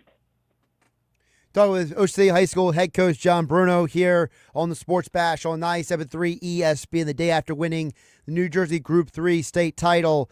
You talk about all the people who you wish you were, with you in this moment. You have coached now for 37 years, and that's a long time for anyone to be doing anything. Is there a part of you that looks back on your time as a coach and, you kind of just step back and you realize, this is such an amazing, not just winning a state title yesterday, but just the overall big picture of having this unique and wonderful opportunity to coach for as long as you have? To be honest with you, Josh, I love coaching and I love teaching, and I love being around the kids to try to help them, in their lives, and anything I can do, any small part I can play. I've enjoyed it. I've been teaching for 43 years, and I don't plan on stopping anytime soon. And I know it's coming soon. I shouldn't say that, but right now it's the love of my life. And the irony is that what you said earlier was I wouldn't be able to do any of this without the supportive family that I have. My daughter came in from North Carolina. My other daughter came in from Virginia with her husband and our new grandchild, along with my wife at the game. And that meant more to me that we could share in that more than anything else. And I just think it's the community of your family, of your team, of your school that keeps me going and enjoys what I've been doing for as long as I have. Coach, before I let you go, and I appreciate you carving out some time for us today, what is the one takeaway that you hope that the young men on your team take away from winning this championship, becoming the first Ocean City High School boys team to win a state championship since 1964? Well, that they're always going to be state champions. And I think what Josh has made this really special is these kids are best friends. And that, to me, in this day and age of new kids coming in and leaving schools and transferring here, these kids have been playing together since sixth grade. So this is something that they're going to be able to take, and they're probably going to stay friends till they have children, and they'll tell stories about their children's, what this experience was for them. And they're going to become that team of 55 and the team of 64. When they bring up state title teams, they're going to be able to bring up the 25, 26. And I think that that's going to be something that they will always forever have a memory that they will love and last for them forever. Well, Coach, again, congratulations on winning a state championship. I know how much it means to the Ocean City community, this basketball program, the boys and girls basketball programs at Ocean City. Keep up the great work because, you're doing it for all the right reasons, Coach. I appreciate it, Josh. And like I said, I appreciate what you, Mike, and everybody at ESPN and has done for help kids in this area, become something special. I thank you a lot for that. Absolutely. Take care, Coach. Talk soon. All right, you got it. Thank you. Josh Hennig back here in the 97.3 ESPN Ocean Casino Resort Studios. Again, Ocean City High School winning their first state championship since 1964, the first Cape May County school to do it since 2002. And I'd be remiss if I didn't shout out another person who's done a great job that, Coach Bruno talked about covering high school sports. Tom Williams from Prime Events helped orchestrate me get in touch with Coach Bruno and get him on the show today here on 97.3 ESPN. For those of you who don't know, Tom Williams has been an amazing advocate of covering high school sports in South Jersey with the Cape Atlantic League, Ocean City High School, and all the schools in South Jersey. Prime Events All-Star Saturday is this Saturday at Ocean City High School. So thanks to Coach Bruno for taking the time and Tom Williams for facilitating it.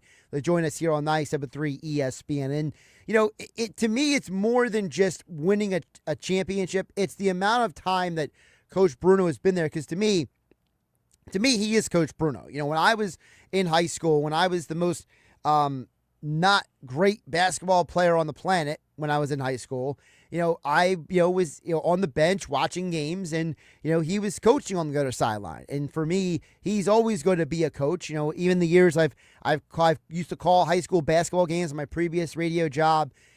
To me, someone who's been doing it for as long as he has, to see him accomplish that, and to see the way the players embraced him, and to see the way everybody just the euphoria of the entire community yesterday when I was watching the game online. I was way more interested in Ocean City playing the game yesterday than I was the WBC. The WBC was background noise for me. Watching Ocean City have that opportunity, watching the stream online was just, it was just once in a lifetime. You see a local team win a state championship. It's not been done in Cape May County since the Middle Township team did in 2002. And if I'm to be blunt, I wasn't sure if we'd ever see a boys team ever win a state championship again, because that for two reasons. One, because the boys team in 2002 was such a unique collection of talent and players. And the other reason is that in today's world where kids can go wherever they want, right? You don't have to stay in your community. You could be a kid who grows up in Upper Township, and through the school choice program, you could choose another school. You don't have to go to Ocean City. You don't have to always go to the school in your community. So for that collection of young men to all stay together, play together, and rebound from last year and come back and try to accomplish the same thing this year, it's just a credit to the young men. It's a credit to the program, and it's a credit to the coaching staff. And I thought it was important for us to highlight that the day after the championship here on 97.3 ESPN. We'll get back to the Whalers RV text board in just a moment at 609-403-0973. And I kind of tongue-in-cheek threw that in there about the WBC. Because someone texted in earlier to the show, didn't leave their name. This is, how can you not love the WBC? It's an all-star game with future Hall of Famers all playing their butts off. To me, it's not about loving or hating a WBC. It's about the fact that I'm the type of sports fan, and I've always been this way, and maybe this is, old man shaking his fist at the cloud kind of vibe, but I'll own it. I'll accept that energy, okay?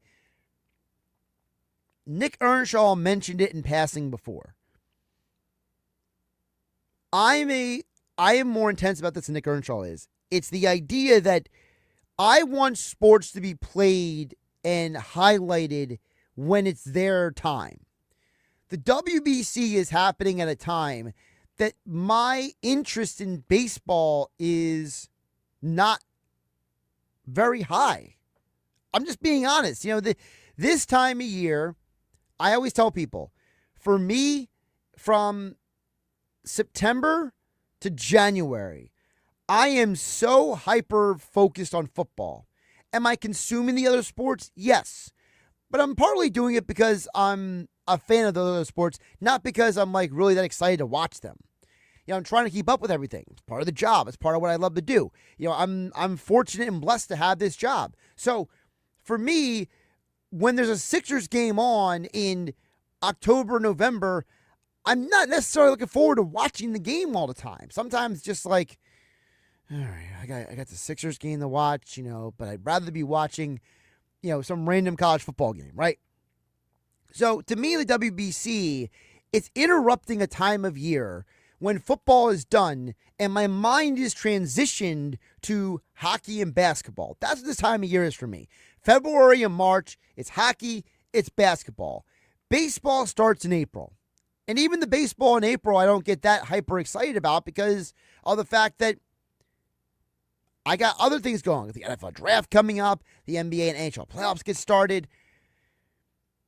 So to me, I am a seasonal sports fan in terms of like my excitement and my interest. So no, I don't love the WBC because it's happening at a time of year when I got other things to watch. I have other things going on. And frankly, if you would have told me that the Ocean City championship game was at the same time as USA WBC game, I know what I'd be watching. Does that make me nuts? Maybe. But I care way more about those kids winning that state title than I do about USA with a bunch of millionaires having to win a baseball game. Just me. So, if that makes me old man shaking my fist at the cloud, that makes me ridiculous, so be it. But thank you, anonymous texter, for grinding my gears, what's his name from Family Guy would say. Let's get back to the Whitehorse RV text board at 609-403-0973. Of course, Whitehorse RV Centers in Williamstown and Galloway. Your RV adventure starts here at Whitehorse RV. James in Delaware chimes in at 609-403-0973. He says, speaking of better draft picks, I wonder who's played more games in their career, Ben Simmons or Joel Embiid. He goes on to say, why not bring in a new coach after Joel is gone? Well, a couple of things there. One, I think we all can agree that it doesn't matter how many games they played, Joel has had the better career, right? It doesn't matter if you're a Ben Simmons hater, sympathetic, whatever you may be. The number of games played, to me, is less significant than the accomplishments of Joel's career. He won an MVP award. He's the first one to do it since Allen Iverson. 76ers history is not full of a bunch of legendary MVP award winners. This is a guy who is a multiple-time all-defensive team selection. 5 times All-NBA. I think he's, 7 All-Star selections? So that means in his career of 485 games played, he has accomplished more than almost anyone else has in a Sixers uniform in that stretch of time. So, now, yes, in the most literal sense, who has played more games? It's Joel by 100, okay? Ben Simmons has played 383 games. Joel's played, 485? Yeah, so it's 102 more games. But James and Delaware, it's less about the fact of how many games they played. It's about the fact that Joel has done more than anyone else has. And for as frustrating as his injuries are, for as exasperating this organization has been, putting the best team around him at times, for as frustrating those playoff losses have been when fill-in-the-blank player does not do their job, right? One year, it's Tobias Harris. Another year, it's Ben Simmons. Another year, it's Jimmy Butler. And another year, it's whoever. Joel Embiid is not available. You know, he's eating too much Chick-fil-A, whatever it may be. To me, I feel like as sports fans, we cast our frustrations with the team on the Joel as like he's like some symbol of everything that's wrong with the team. When I would say he's the only thing good with the team until Tyrese Maxey got drafted. Before Maxey got drafted, there was nobody on this roster that you woke up in the morning and you saw the Sixers were playing that night and you would say, I can't wait to see that guy. Nobody drafted. Jimmy Butler, but you traded for him. Nobody in this town ever fully embraced Ben Simmons. Nobody in the Philly sports fandom ever embraced or loved or truly embraced Markelle Fultz aside from like 5 people. And for whatever reason, I happen to know 2 of those 5 people. all the other guys who were drafted, from Timothy Luau-Cabarro to Matisse Thybulle to Nerlens Noel, Jahlil Okafor, Joel, for a stretch of time, was the only guy that you wanted to watch play. And that's why it's so frustrating. Because you have this special player who, when he finally played 65 games in a season, he wins an MVP. So, to me, I don't look at it as, well, how many games did Joel play? I can't wait to get rid of him. I look at it as, it's sad. It's sad that we're in this predicament. But on the flip side, I still say, as I told Nick Earnshaw earlier, about, 40 minutes ago, that the Sixers' problem is they got to stop building around Joel Embiid, and they start building around Tyrese Maxey and VJ Edgecombe. They got to treat Joel Embiid as if he's a bonus. You can't treat him as you can rely on him. You just can't.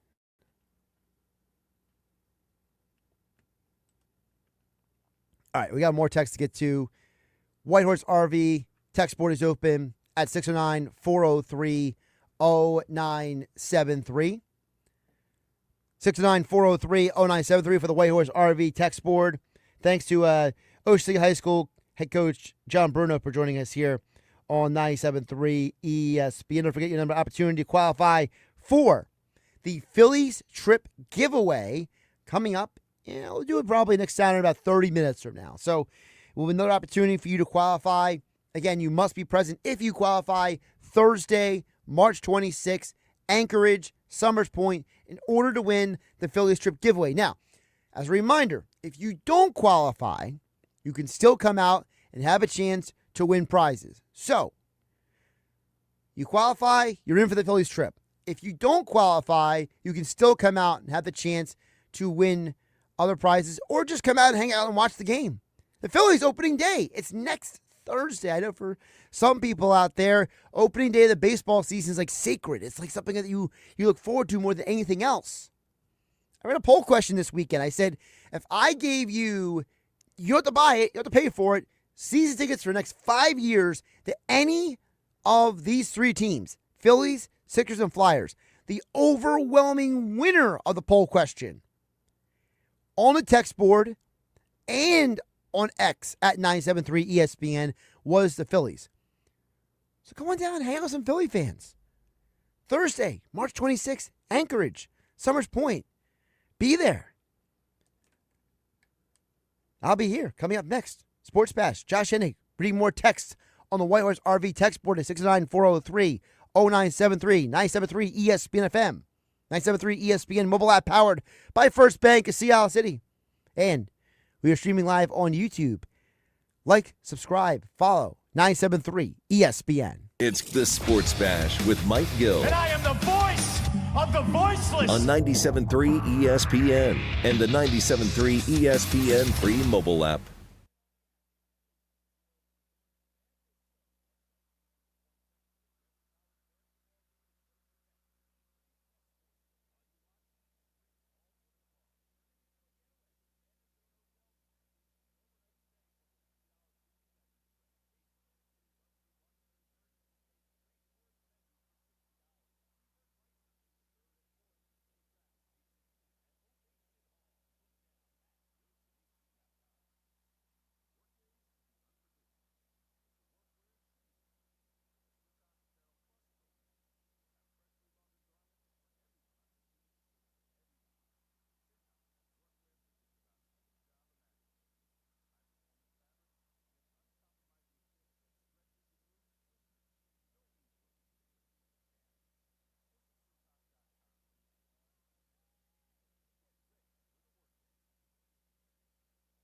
Need a new car and have no idea. It's gotta be a matte black Kia. 26 matte black Kia Sportage, $129 per month. All new 27 matte black Kia Telluride, $339 per month. Plus, get up to $3,000 over KBB fair market value for your trade.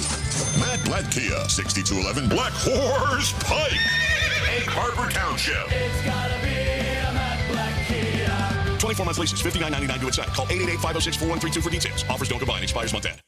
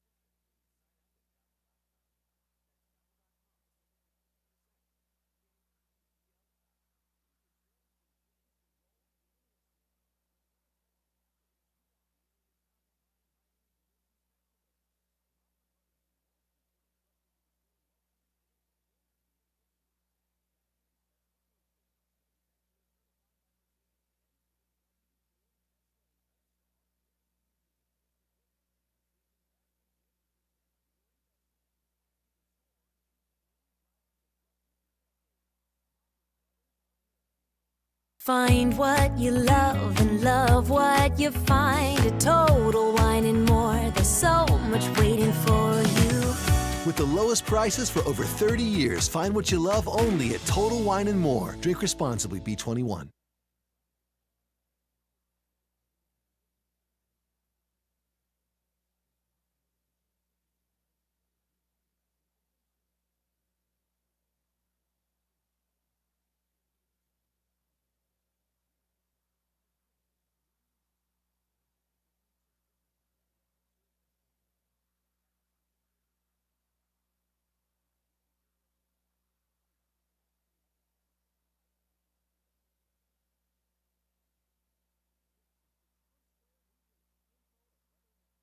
Progressive Insurance presents the Sports Flash on 97.3 ESPN. The Eagles and tight end Dallas Goedert agreeing on a one-year deal. It's worth $7 million, but it also includes a $4.25 million signing bonus. The Eagles avoid a $20 million cap hit with the new deal. Last season, Goedert had 60 catches for 591 yards, and he also had 11 touchdowns. NHL, the Flyers in Anaheim wins tonight for a matchup with the Ducks. This is a 3-game trip in California for the Flyers, who've earned at least 1 point in 7 of their last 9 games. Anaheim leads the Pacific Division with 77 points. The Sixers beginning a 3-game trip Tuesday. They'll play the Denver Nuggets in the Mile High City. They'll also face Sacramento and Utah. Philadelphia beat Portland Sunday at home 109-103, getting 31 from Quentin Grimes. Philadelphia has won 3 of their last 4 games. And the World Baseball Classic, the U.S. in the finals. Tuesday night they'll face Italy or Venezuela in Miami. On Sunday they defeated the Dominican Republic in the semifinals 2-1. The sports update brought to you by Progressive. Bundle auto and home, renters or condo, and save with Progressive. I'm Tony Desiri, and that's your Sports Flash on 97.3 ESPN.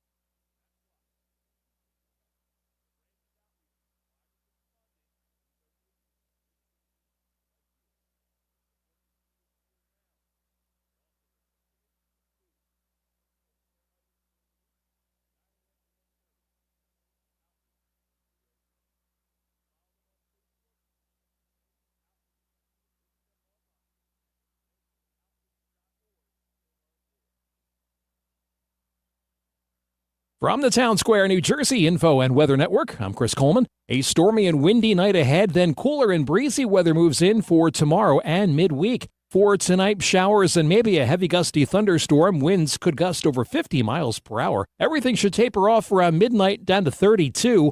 More clouds than sun tomorrow, still breezy and high of 43. Partly sunny for Wednesday, chilly, only 40. Get your forecast anytime. Download our free station app today.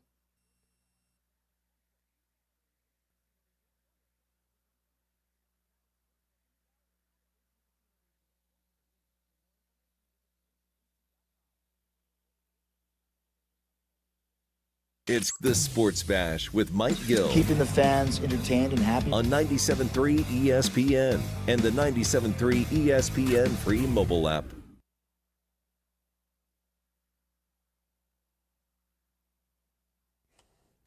.531, the Sports Bash. Josh Hennig filling in for Mike Gill. 97.3 ESPN FM. The 97.3 ESPN mobile app. Powered by First Bank of Seattle. Streaming live on YouTube at 97.3 ESPN. I do got some more texts to get to on the Whitehorse RV text board at 609-403-0973. Don't forget, coming up this week on 97.3 ESPN, we are your home for the NCAA tournament, all the March Madness. You can catch it all. Listen to it. Radio, mobile app, we got you. Tuesday and Wednesday, the first four coverage begins at 6:30 p.m. both days. Friday and Saturday, all-day coverage from noon to midnight on 97.3 ESPN. Yes, I will be on the air for Hanging with Hennig on Saturday. We'll be broadcasting live from the Hang Time Bar and Grill in Galloway, so you're probably going to be getting more of me this week than you ever wanted. I'm just kidding. Although I will never forget the time I was out. So I got to tell this story really quick. It's actually one of my favorite moments of like because it was like my professional life meets my personal life. So, I think I'm allowed to say the name of the place I was at because, well, I'll say whatever. If this gets me in trouble, I guess it's better. What's the saying? It's better to ask for forgiveness and permission. So, if anyone's ever met me, it probably doesn't surprise you that I'm a very talkative individual. Okay? I pretty much am the kind of person where I do go out a lot, like solo on my own, but I run into people who I know or I kind of know or I'm getting to know, and I just talk to people, whether it's someone, working behind the bar, someone who I meet out and about, it's just who I am, right? I also keep to myself sometimes. Sometimes I've been infamous for bringing my work with me to a local drinking establishment, right? Whether it be a brewery or a coffee shop or whatever, and you'll see me working on my laptop, right? But still, so I was out one time, and this was, I want to say this was around like 2019, maybe. I'm pretty sure it was before COVID. And I was out at Slack Tie Brewing Company at their old location, and I was talking to a couple people out there, and there was literally an individual who was leaving. And back then, the brewery was a lot smaller, so it was a lot easier to hear and see people in the smaller proximity than what they have now, which is a much larger tasting room. And I'm talking to a couple of people, and I don't remember what the topic was, but it was something sports related. And a guy calls out and says, I have to leave because I've had to listen to Josh Hennig on the radio all week. And I've had too much listening to Josh Hennig talk sports this week. And I know the guy meant it in partial jest, but I thought it was hilarious because that's the moment I kind of realized of my professional life, my personal life kind of overlapping was that there was literally someone who, whether they were fully serious or joking, it doesn't matter. That someone would be willing to put that out into the universe that they've heard so much of me on the radio that week, they had to leave the brewery because they were tired of listening to me talk sports. It really is one of my favorite stories. I don't even know if me telling the story does it full credit, because anyone who knows me or has met me knows that,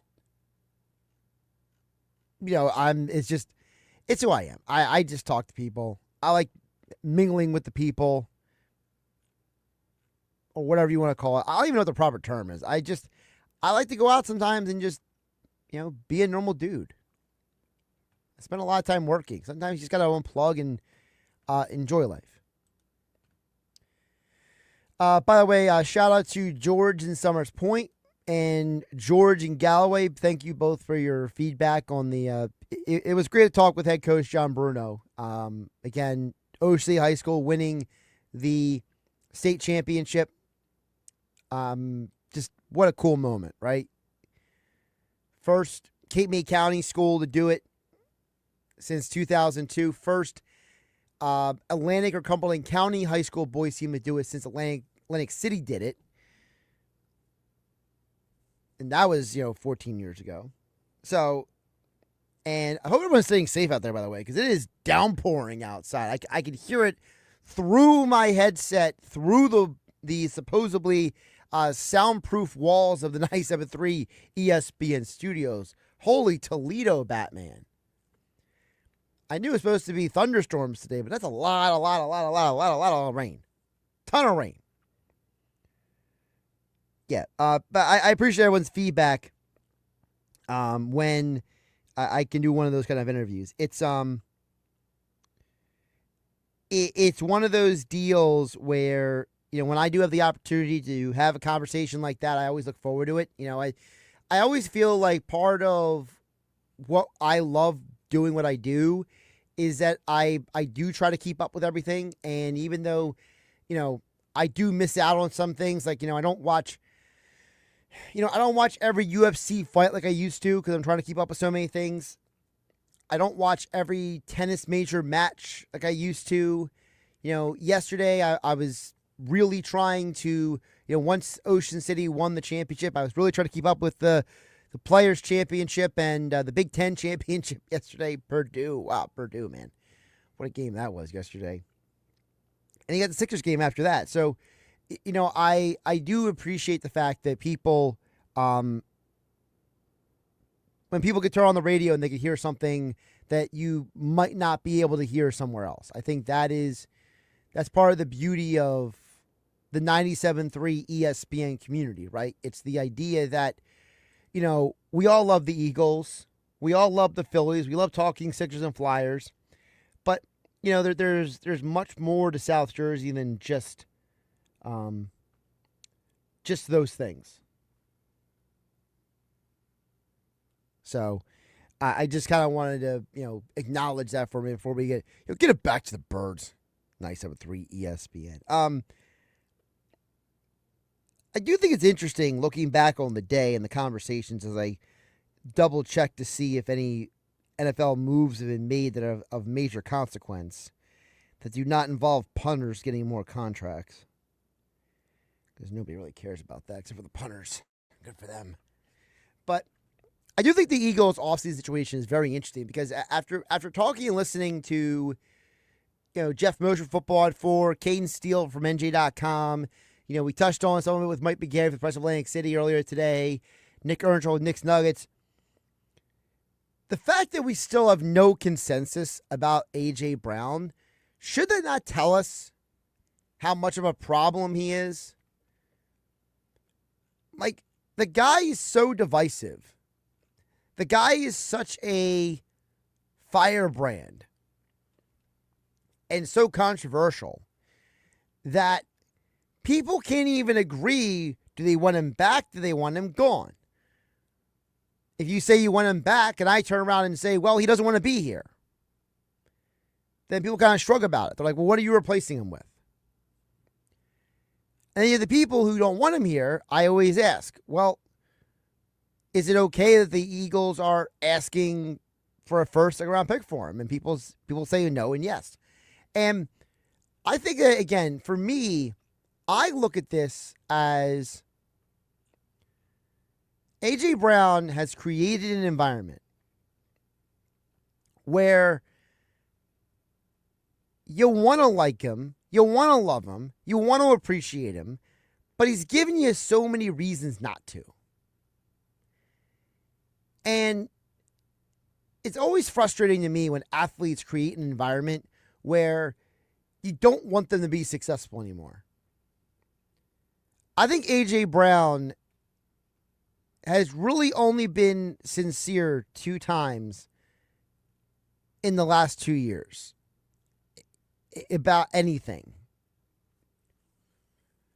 I think he was sincere when he put out that mental health video a month ago, the 8 or 9 minute video where he's talking about mental health and athletes.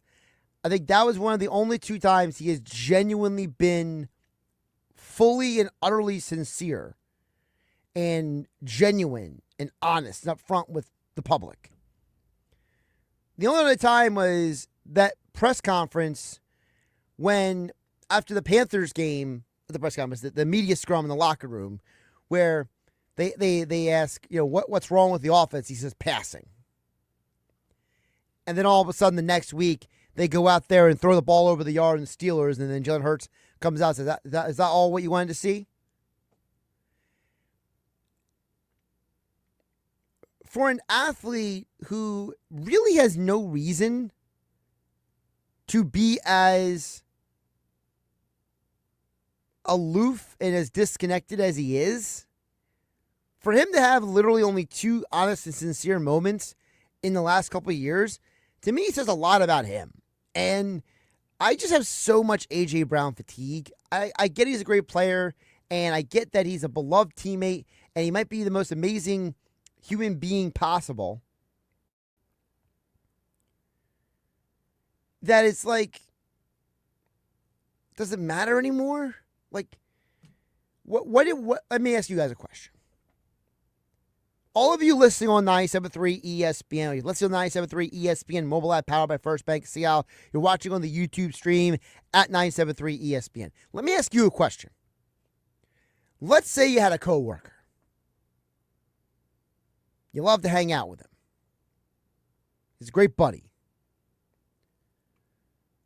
But when you work with him, or her, I'm not being sexist, him or her, during the course of a 5-day work week, 3 of those 5 days every week, they say or do something that is absolutely and utterly exasperating. And it's like that week after week, month after month. And now it gets to year after year. And people might be like, well, if you get rid of that person, who's going to replace them? And in your mind, you're like, I don't care. This is draining my mental health. It's draining my existence. This person is one person at the job and another person outside the job. The duality exhausts you. And that's how I look at A.J. Brown.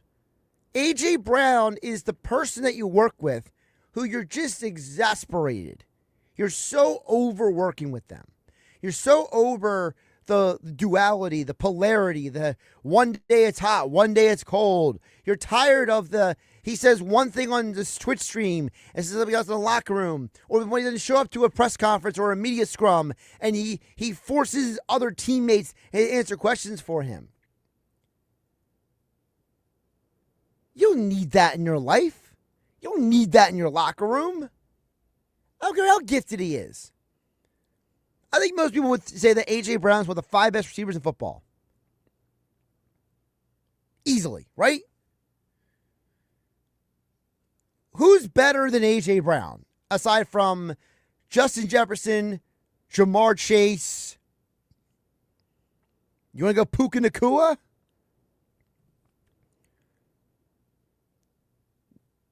Maybe DK Metcalf? There's not a bunch of guys out there who you would take over A.J. Brown if all things were equal. The difference is that there's not all this drama surrounding those other guys. You don't hear about this weird stuff happening with the Bengals or the Rams or the Vikings or well, what was the Seahawks and now the Steelers. All those teams have their own set of issues, but it's not this issue. And that's why for me, I have so much fatigue with A.J. Brown. And anytime anyone says, well, how are you going to replace him? Or we have to keep him or whatever it may be, I just keep going back to, if you think someone is irreplaceable, then I got swampland for you. And it's great. It's going to cost you $1 million. And I'm going to take that money and I'm going to run away. Because there's no one that's irreplaceable in anywhere of life. There are people who do great work. There are people who are the best at what they do. But if you're going to be that much of a headache and a trouble and a thorn in someone's side, are you really as valuable as you think you are? All right. Coming up, we'll wrap up the show. Josh Hennig hanging out with you. 97.3 ESPN FM, 97.3 ESPN mobile app powered by First Bank of Seattle City. Streaming live on YouTube and X at 973 ESPN. One more chance for you to qualify for the Phillies trip giveaway. It's coming up. When you hear that sounder, you got to call. You qualify, and you're in. And then you must be present Thursday, March 26th. Keep it tuned to the Sports Bash for your next opportunity to qualify for the Phillies trip giveaway to the game in Baltimore this summer. Thanks to the Anchorage, Summers Point, and the Sports Bash with Mike Gill on 97.3 ESPN.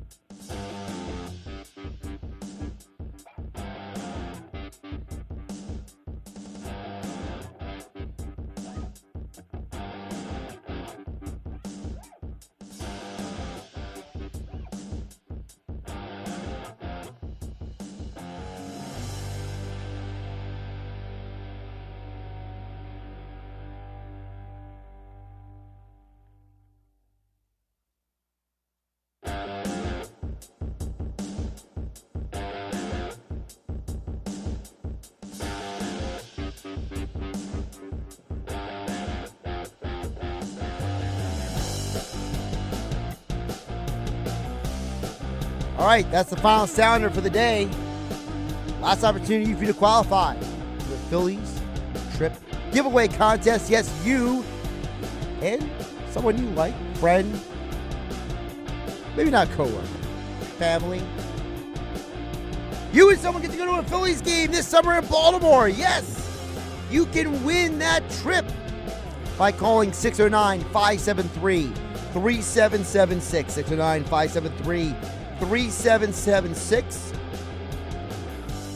You qualify, then you must be present Thursday, March 26th at the Anchorage at Summers Point with Mike Gill and the Sports Bash are broadcasting live. 609-573-3776. You qualify. I'm Josh Hennig. Thanks everybody for tuning in to the Sports Bash today on 97.3 ESPN. Have a great night, everybody.